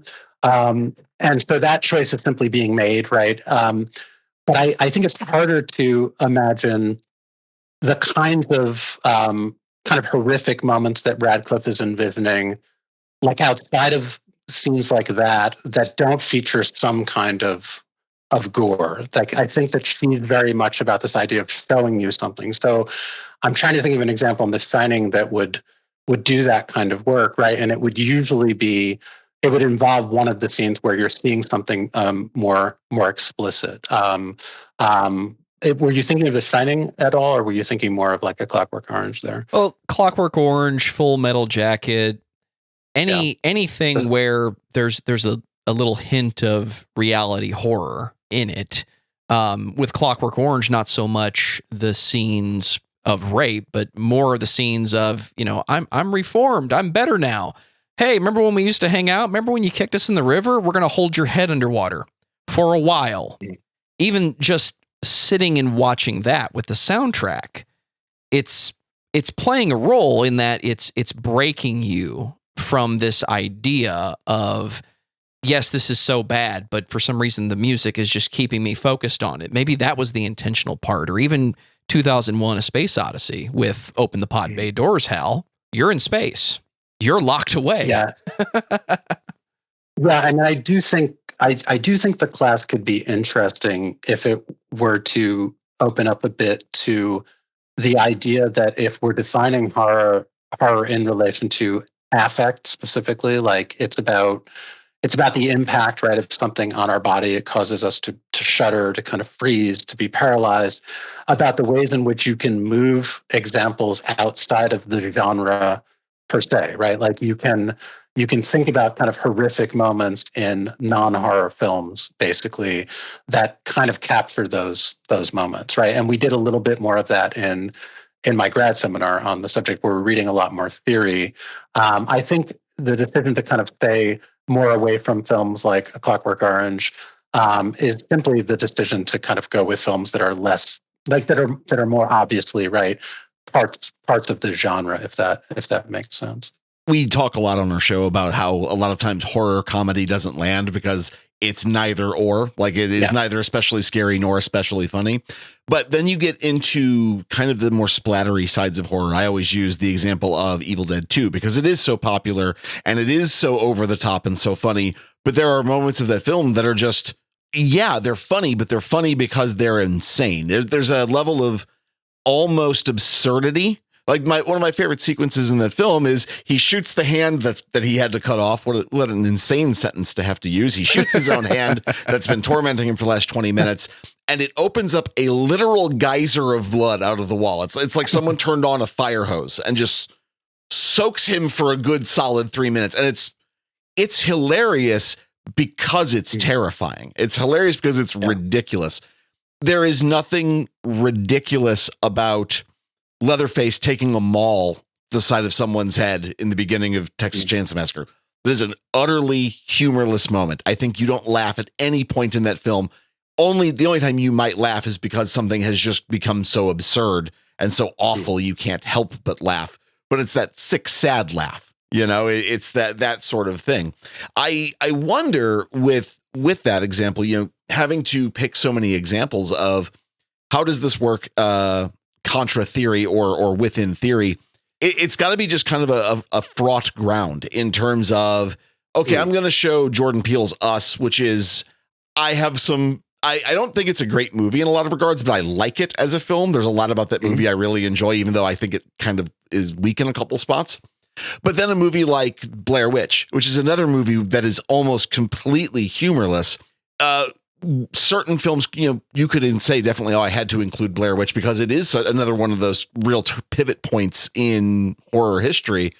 But it's also another one of those films that almost shouldn't work because it is such a far out there idea that only a few people had tried before, but never with a major studio backing. Yeah, it shouldn't work, really. And by the way, note, just to kind of round back to where we started, the night day rhythms of Blair Witch Project, right? I mean, it couldn't be more kind of, you know, working. It works according to the same exact sort of like logic and structure as Murnau does, was just giving us that break every day when we wake up until things get worse and night starts to approach. The point you were making about comedy horror is a really interesting one. There's a book called The Philosophy of Horror by a guy named Noel Carroll that I'm mixed on overall, but one of the sections that I really love, he's quoting Hitchcock, and Hitchcock's idea is that when he thinks about Psycho, he's always just sort of like on the edge of thinking about it as a kind of comedy. And Carroll talks about the idea that no crowd wants to laugh more than a crowd in a horror film, right? That the kind of relief that comes with laughter is such an antidote, right, to like the buildup of you know what's happening to our kind of body throughout the rest of this film. And so there's often this really interesting kind of relationship where we're just always kind of on that weird edge. I mean, I think the ending, as you said, of Texas Chainsaw, where the truck driver is kind of running out of the car and it's just bonkers. And students, we play that scene several times in class and we break it down. They're often laughing in part because they need to laugh, right? There's something so kind of wonderfully over the top about that. But the number of films that are able to get that right, I mean, it's just you can count the great kind of horror comedies probably on one or maybe two hands. But I do think that, again, this is about affective states. It's about how we're responding to things that then can kind of cross out of genres in really interesting ways. This is one of the reasons why my favorite horror film, when I'm asked, I often go to American Werewolf, because I just think it's so great at balancing so many different things. I mean, I think it's so wonderfully in love with horror film history. Like it's homage to the great Universal tradition and everything else, but it's also so modern. I mean, it can be so nasty. It's gritty, right? Its special effects are so powerful, and yet it's also kind of hilarious in its greatest moments. And the way that a good horror film can often kind of play off of those different emotional states, is something that we definitely explore in the class. Talking about the great laughs in horror history, I think my favorite example in my own life was, are you familiar with the film Come and See? Oh yeah. God, talk about a devastating film. Just devastating, humorless film. For the handful of people in our audience who may have not heard or have seen Come and See, it is a story about World War II as it affected Belarus. It is a gritty, humorless, unflinching, and mostly merciless look at not just World War II, but just at war that at no point ever glorifies war or makes you feel good about, well, someone's going to win. No, everyone will die in terrible ways in the mud. But I saw it again at a local theater. We have a very vibrant art house horror scene, so it's nice to have that in our city. Oh, cool. So I was there to see that movie, and it was part of a double feature that I couldn't stay for the second film. So the movie rolls. I mean, you could feel it in the air. It was just like a tightening knot the entire time. Film ends, credits roll, end of the credits. There's a pause. And then the old 1950s, 1960s cartoon pops up. Let's all go to the lobby. Let's all go to the audience, myself included, all of us lost our mind laughing. It was just that moment where finally, okay, now you guys can breathe. Now it's real. I don't know of too many movies that could do that, but let's get real. If you've ever watched that, or you mentioned Threads, which is a story that I'm going to have to pick your brain about here. It is one of those films that, because it is so humorless and so unflinching and without ever being truly excessively gory, it just beats you the entire time. It just holds you down and beats you. But the humor of it is only funny in a room full of people when a cartoon comes on immediately after, when you just turn it off and sit in your home and stare at a blank screen now for a moment and go, why am I doing this to myself? There's no humor in that moment. But Threads is another great example. Again, for the 5 people in my audience who've never seen Threads, BBC production, kind of counter to The Day After Tomorrow as an American production, follows 3 weeks before up to 13 years after the city of Sheffield gets an A-bomb dropped on it. So you said that it was on your syllabus at one point, but you had to pull it off. I'm going to guess it wasn't because it was an absolute laugh riot that everybody enjoyed. The number of students that just couldn't finish it was a part of the problem. I mean, and again, this is something that I don't usually want to know, right? Like student behavior is what it is, but in this case, students were invited to let me know, right, how they were processing it. And I don't want anyone just sort of like destroying themselves. So the number of students that just said that was the hardest thing they've ever had to sit through. I think in the case of both Come and See and Threads, I mean, there is this sense that there is a purpose, right, to this experience, that we are visiting topics, whether they be like the horrors of war or the threat of annihilation because of the proliferation of weapons, or the ways that our governments lie to us, or whatever it might be. That again, those horrors are functional, that there's a kind of point to them, the same way there is to the War Game, another great kind of nuclear threat film in this case from the 1960s. I think the thing that I experience is that when we look at films that are so humorless and bleak and brutal, and we don't have the sense that they are working towards some kind of point, right? Or that they're not exploring a topic for some kind of meaningful purpose. That's where I sort of throw up my hands and I say, okay, this is not for me, right? This is not the kind of horror films that gives me, that I take anything away from, right? Yeah. I think that a film like 120 Days of Sodom, the Pasolini film, which Salo. Yeah. for me remains. Sorry, God. Yeah, I'm thinking of good reason for that mistake. It's still one of the most horrific experiences I've ever had. But again, Pasolini has a point, right? He's trying to make. The thing I love about that story you told about Come and See is that, again, it speaks to the brilliance of that catharsis theory of Aristotle all those centuries ago, right? That these experiences, we're purging, pity, fear, are the terms he uses. But I think horror works in very similar ways as tragedy.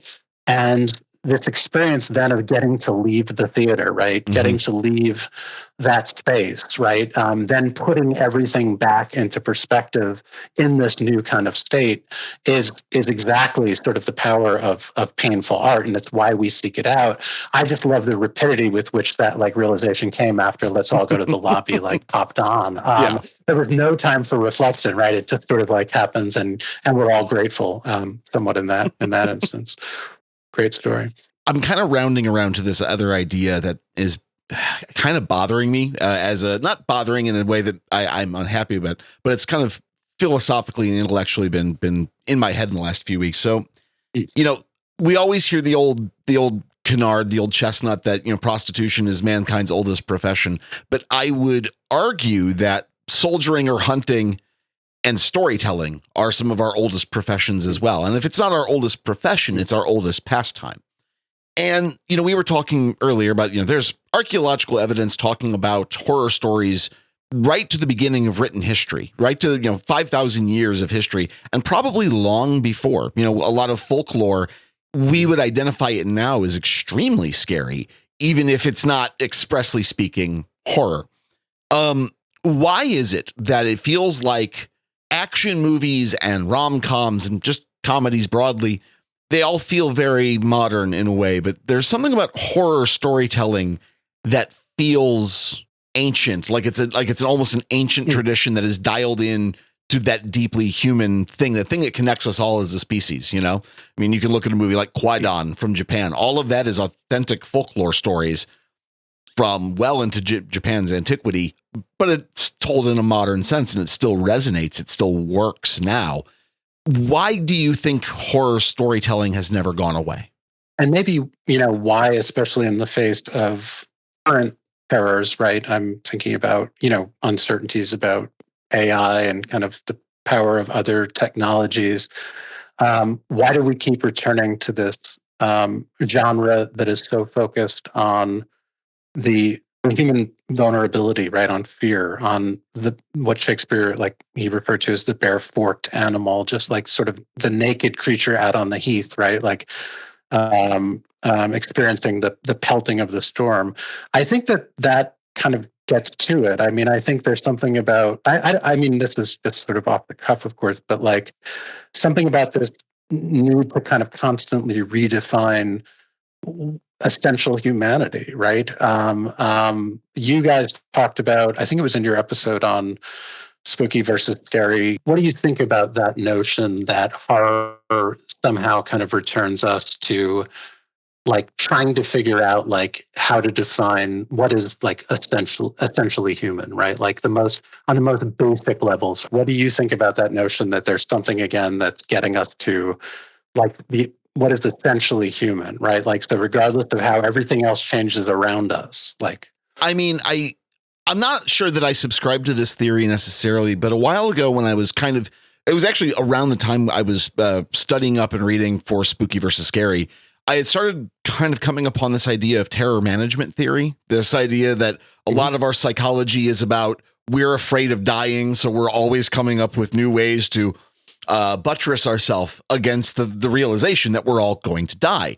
And I think there's some truth in that, but I am not convinced that I believe it entirely, right? Like, one of the arguments you hear in that camp is, well, that explains all of religion. And my response is, yeah, maybe, but also people marveling at a sunset, people seeing lightning strike 100 miles away, the miracle of childbirth, or just the reality that some mornings you roll over and go, wow, it's a really beautiful day. It's good to be alive. Yeah. I think those feelings inform something like religion, or just inform why we continue to get up. You know, I feel pretty lucky that I live in a really beautiful part of the country. Like, Missouri has it has its problems. It is not perfect, but it is a beautiful part of the country. If you get 15 minutes outside of any of the cities, you are surrounded by rolling hills. You are surrounded by massive rock quarries. It's a beautiful place in a lot of ways. That is more than enough. I think that's a good, what defines the human experience. Man, I mean, what would the first Yokums who arrived in America in the 1800s say about that? What would their ancestors who first arrived in German-speaking territory in the 800 AD, what would they say made life worth doing, or whatever?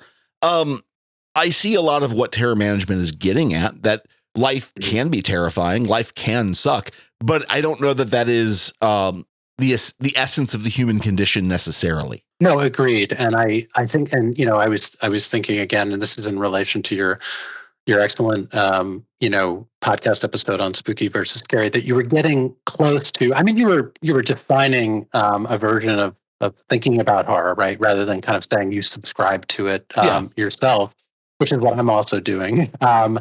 But this idea that ultimately, like, when you really boil it down, it's about the human fear of mortality, or I think you use violence as like an option. I always, in class, I talk about pain, sort of like fear of pain, sort of, because that can also sort of like, it encompasses, right, psychological, pain and fear of it, as well as the physical. Yeah. But ultimately that mortality, right, specifically is at the sort of core.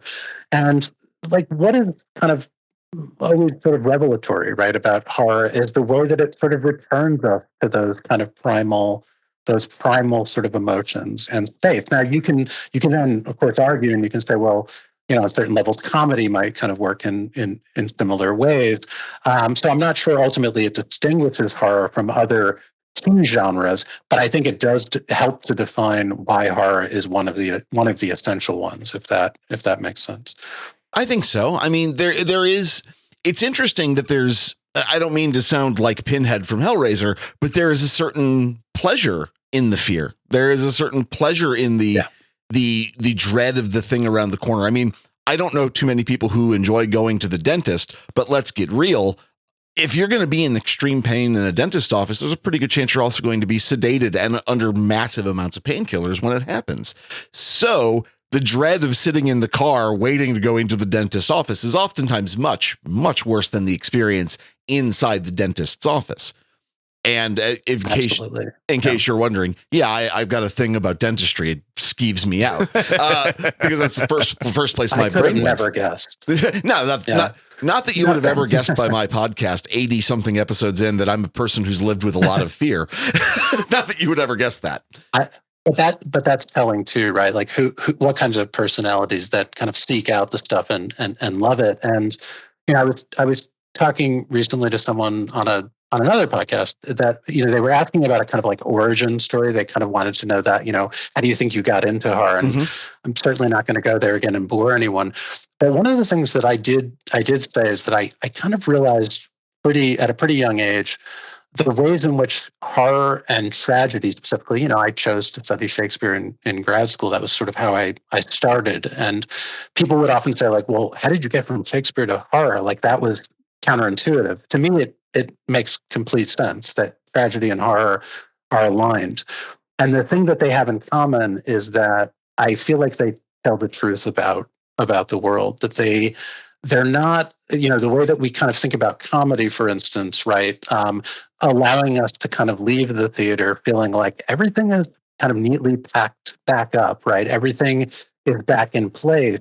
And I find something absolutely, I'm very grateful for storytellers who are willing to say, well, wait a minute, right? This is also kind of what we know about the world, and that definitely matches my sensibility in a way that many comedies simply cannot do. So there's like that element of truth to it that I think you would add to the pleasures of the experience. Which is weird to say about like a dinosaur movie, like a giant ant movie, right? But like, there's something more fundamentally true, right, about horror. Is my point. I mean, I have to balk at anyone who says I don't see how you jump from Shakespeare to horror, because my answer is two words: Titus Andronicus. I mean, truly, bafflingly, gut-churningly awful piece of fiction. I deeply love Titus Andronicus, but it's very, very.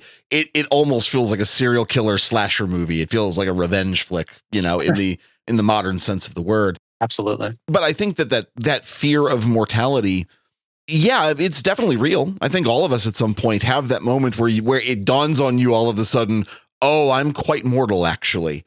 And it is sobering, and you can let it make you very morose, or you can take it as a little bit of an Albert Camus thing where you go like, well, yeah, I am mortal and my life's kind of insignificant in the grand scheme. So I'd better make something of this. I'd better let this be liberatory as opposed to destructive or degrading somehow. Now, I also get it when people tell me that horror movies feel degrading or life is scary enough. I am totally sympathetic to that, because there are definitely movies that I've turned off, or definitely movies that I'll sit through, but I do not enjoy in the sense of, hey, I'm going to pop on Evil Dead, which I've watched 50 times, because it's weirdly a feel-good movie, even though it is absolutely not a feel-good movie.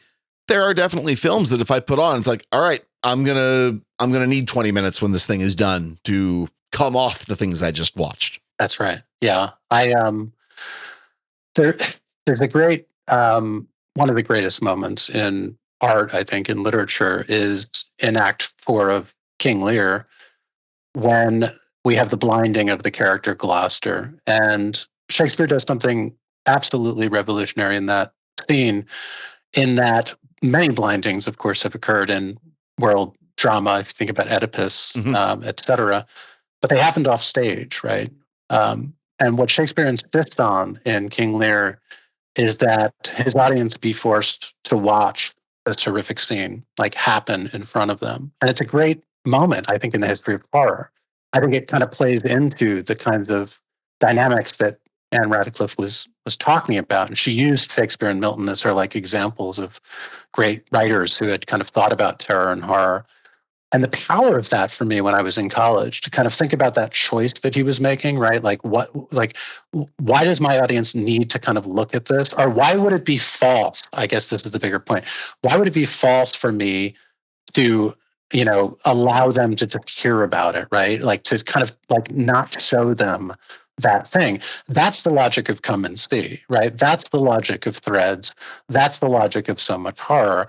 Now, yeah, do I put those films on every Friday night? Absolutely not. I'd much rather watch Casablanca or, American Werewolf. But at the same time, I think that from those like extreme examples, we can learn a lot about the way that the genre, operates. So. Do you think that the extremes of a genre help? Like, it's tempting to want to say, well, the extremes are always the outer edge. They are, but they also help to serve as healthy boundaries in a way, right?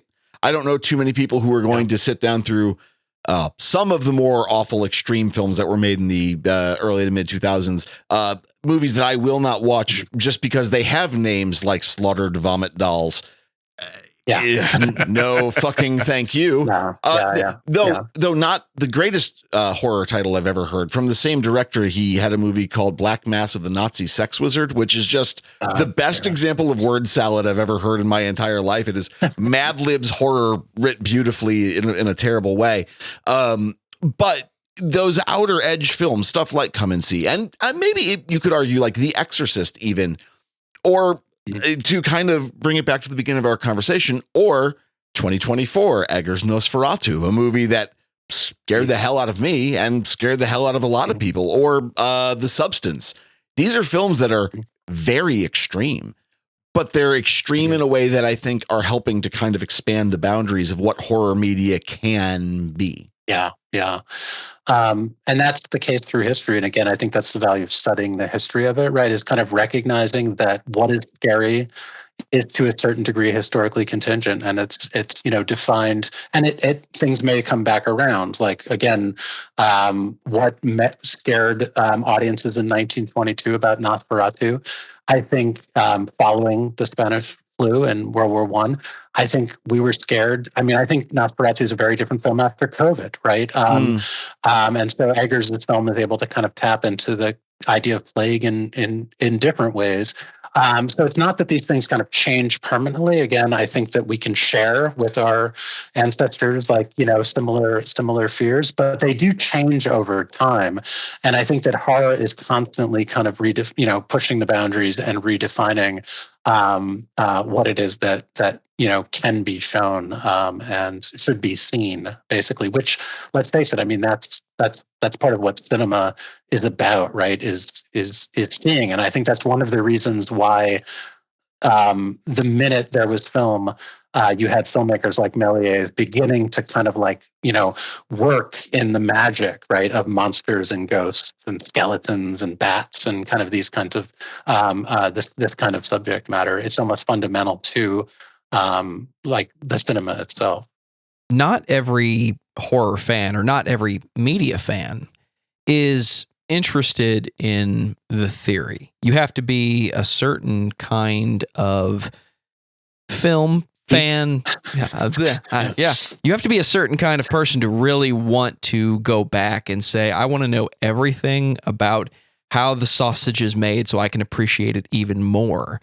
Is there a sequel or a remake or even a spiritual successor that you look at and think, here's a perfect example of a film made in the last 10, 15, 20 years that I can use to teach somebody about filmmaking from 100 years ago and kind of bring them back? Almost like, is there a modern vinyl you can give to somebody? Now we're a collector working our way backwards to the 60s and the 70s and the Blue Note jazz records of the 50s and before. Yeah, that's a great question. I'm just going to films in the last 2 or 3 years that really got to me, which again, I think I'm sure we're all kind of in the same boat, right? Where we watch so much stuff that it's unfortunately the case, right? That I don't get scared as often as I want to, right? Because as a horror fan, paradoxically, that's yeah, what I watch, right? Yeah. Right. But one film that really got to me a few years ago was Red Rooms. Have you guys I seen have this? not seen that, but I'm familiar with the premise. Yeah. French-Canadian film that is really just kind of on the edge of horror. Like, it's very unclear how it should be defined, but it's largely a courtroom drama, and it's largely a case where kind of things are being described and nothing is being shown. And yet I was in a state of, I was truly, it really got to me in a way that, again, I haven't felt in a long time. And I kind of sat there locked into my chair. And I think it, again, is a wonderful demonstration of the kind of Texas Chainsaw, right, sort of approach, which again grows out of that earlier tradition of people like Val Lewton, and goes all the way back to great writers like Henry James and the Turn of the Screw, which is about forcing the audience into a position where we're forced to do the work. Like, that if you paint the atmosphere in the right way, and you kind of tell the story in the right way, our minds are going to do worse injury to ourselves than anything that any outsider can do, any filmmaker themselves can do. So that's exactly what the class is about, right? It's about kind of getting them focused on the way that the films that they love, whatever that might be, The Conjuring, right? Like, so how do we That's the film that most of them have seen. When they come into the class and they say, I'm a horror fan, they mean they've seen James Wan. They might not have seen that much else, right? Now, for me, I'm not, like, okay, those are fine. But I'm going to take them back to The Changeling now, and then I'm going to take them back to The Haunting, and I'm going to take them back to these other films. And I'm going to go back even further into the 20s, and we're going to talk about The Cat and the Canary, and we're going to talk about silent filmmakers trying to work these things out. And you're going to see the development of that language. And I think that it's really satisfying. I think that it's really illuminating too, in terms of explaining to you how we get to the things that you love. The differences too, Joe. I mean, this is sort of why I wanted to bring up that example. It's like, how do the differences also help us to understand who we are versus who they were?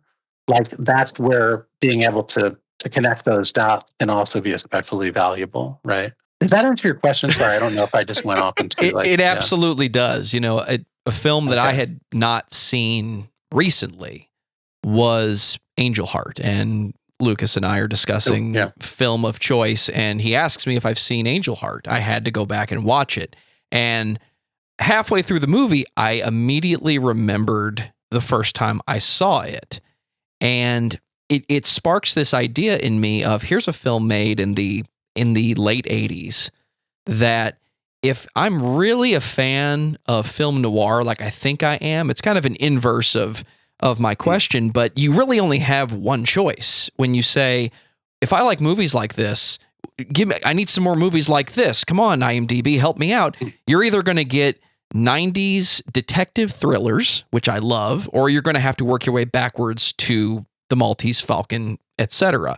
So that's something that I think about whenever it's like music or anything, really. If somebody really likes something and that is what they like, not everybody wants to listen to the oldies, but film, I think, is one of those examples when you really appreciate it. What you're talking about is visual drama. It's the same thing as a stage play or anything Shakespeare, anything that has been performed and read in front of an audience. And this ties back into some of the oldest activities of storytelling. Do we watch horror because we want to teach ourselves something about ourselves? I think so. And sometimes the lesson needs to be that it's not always nice. But trying to share the history of horror when there's so much good horror now, I think about it like music production. I have all these tools. I can do things a lot faster than I could before, but eventually you want to go back and say, okay, how do I actually mic up a drum set? How do I actually scare somebody? Because not everybody that can make the most effect-laden horror film could sit in front of a fire with a book and scare you to death. Not everybody can do that. Yeah. And it is a different experience when that does occur. And we get through a lot of those kind of issues through the assignments, of course, right? So the most fun assignment in the class is that the students, I put them in groups of 4 and 5, and they have to create a jump scare. They have to kind of build a film that culminates in a jump scare. And I choose this very deliberately because, of course, it's one of the most maligned of all techniques, right? Like, a lot of, especially horror aficionados, feel that, well, this is an abused technique. And so if you take one of the most maligned of techniques, like that have to do with how you scare someone, and you teach the students through analysis of all of the great jump scares, or many great jump scares, how they actually work, like and how they work when they're when they're most effectively sort of done, versus when they're just sort of like what has often been recently called like cattle prod cinema, where it's just this idea that like a big sound is just causing a physiological reaction that is just total manipulation, right? Like it's the James Wan version where in some of his films, right, where you just change the volume and we can't help but jump.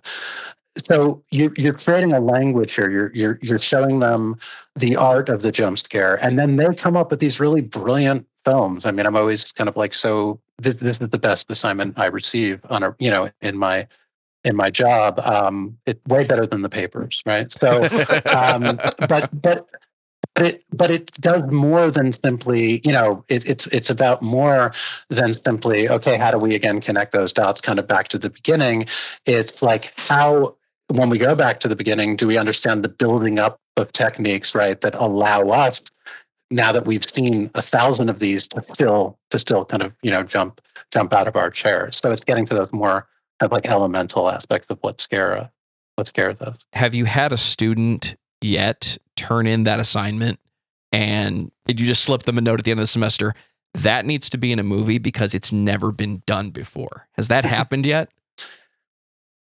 No, it definitely has not happened. One of the tests that I do, of course, is that like I'll play these with my wife and one of my sons, if they're around, and like we'll watch it. And I'm often wondering how it will impact them, because I can't always judge. I know it's kind of an unfair assignment in the sense that I've said to the students, you have to build a film and it has to make me jump. And so it's coming, right? So you're kind of watching it in this way that's a little cruel.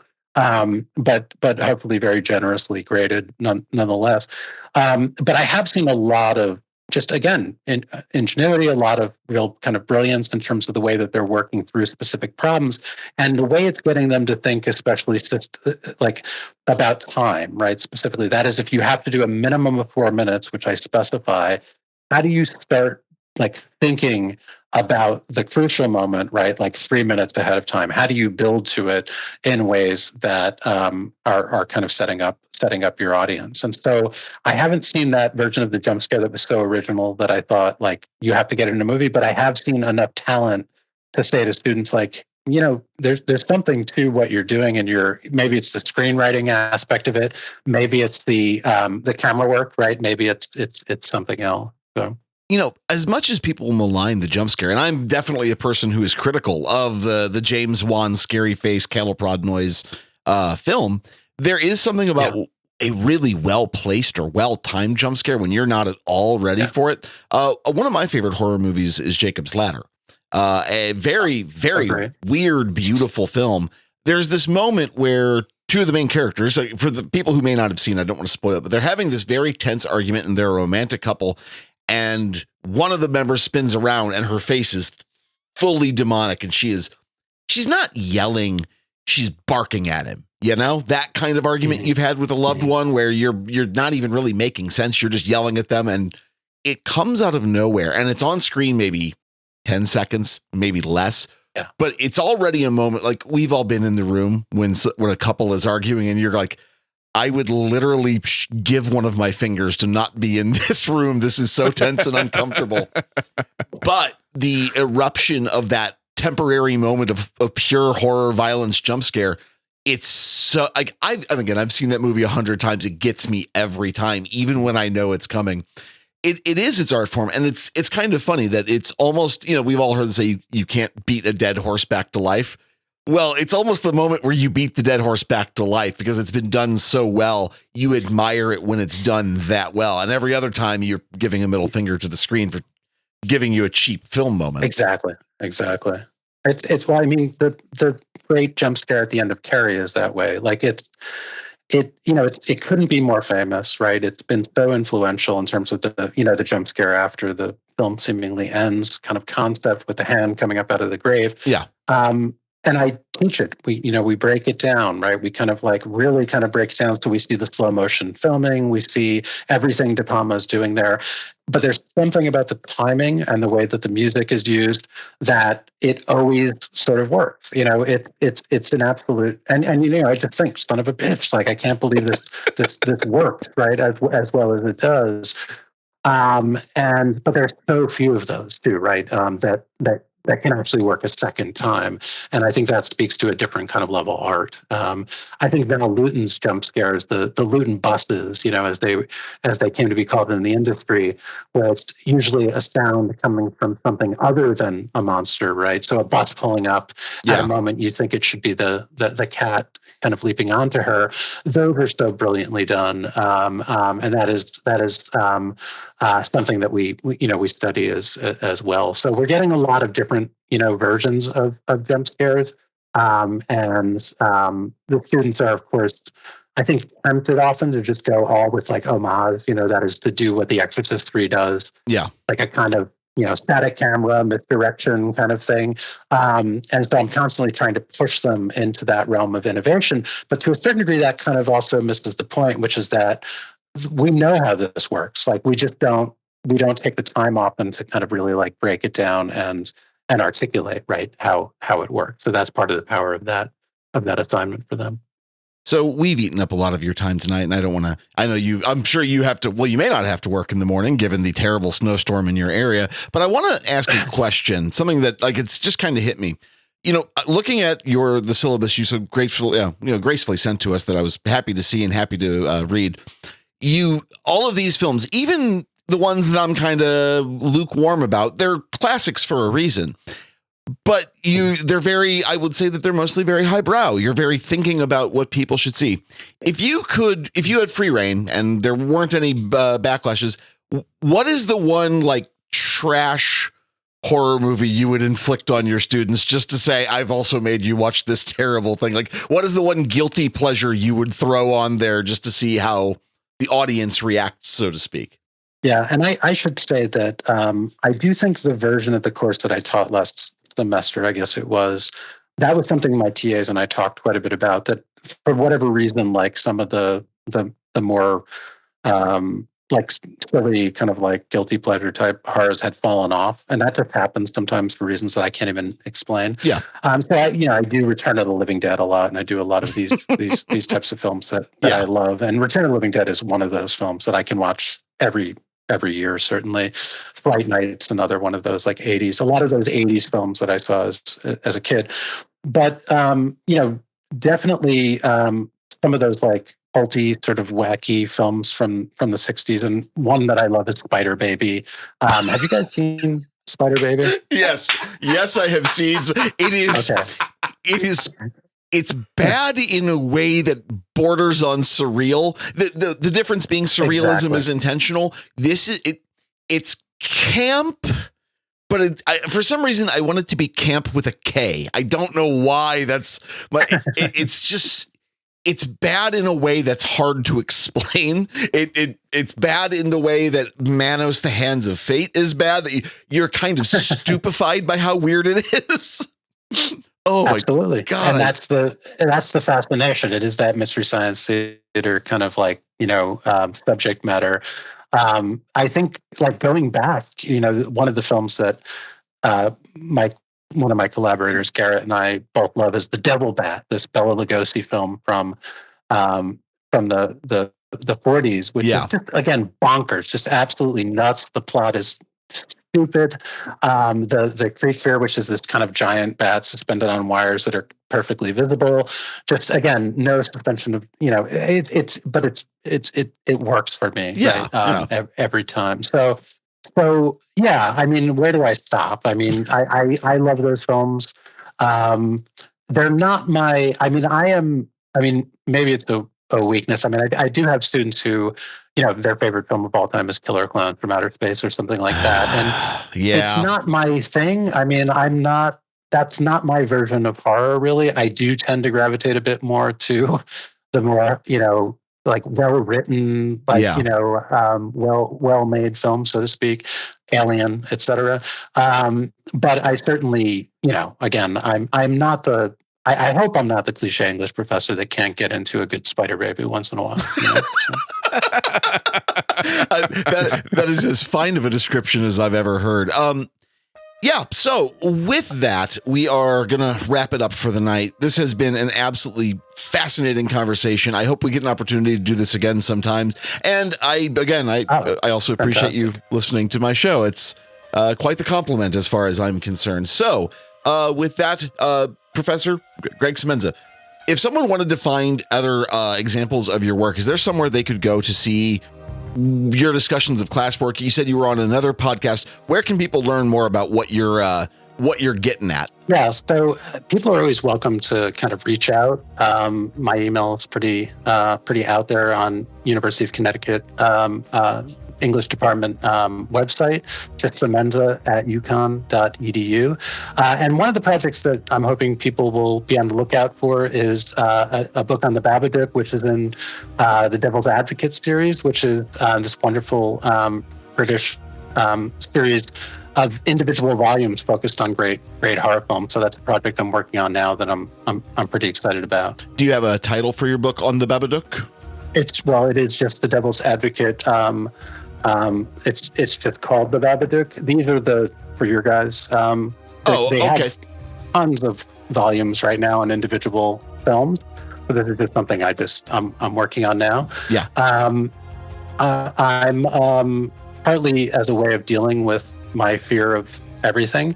I am pretty much off of social media for the moment, but I am on Letterboxd, and people can look me up there. Absolutely. We will make sure that information gets around. We'll keep our eyes peeled on this book series, because I would like to see your comments on the Babadook. A movie, I've got to be level with you. I don't really like the Babadook that much. I don't know, just doesn't work for me. But I will definitely read your text on it. I'll try to convince you. Although I will say, I mean, it's not my favorite horror by any means, but I am fascinated about kind of the work that it did in kind of helping to kick off, part of the kind of horror boom that I think we're still enjoying. Indeed. So, with that, friends, listeners, siblings, we appreciate you tuning in. And we appreciate each and every one of you for giving time to hear the good professor lecture to us and hopefully expand your horizons tonight. So with that, we will talk to you all very, very soon. That's right, lad, for you.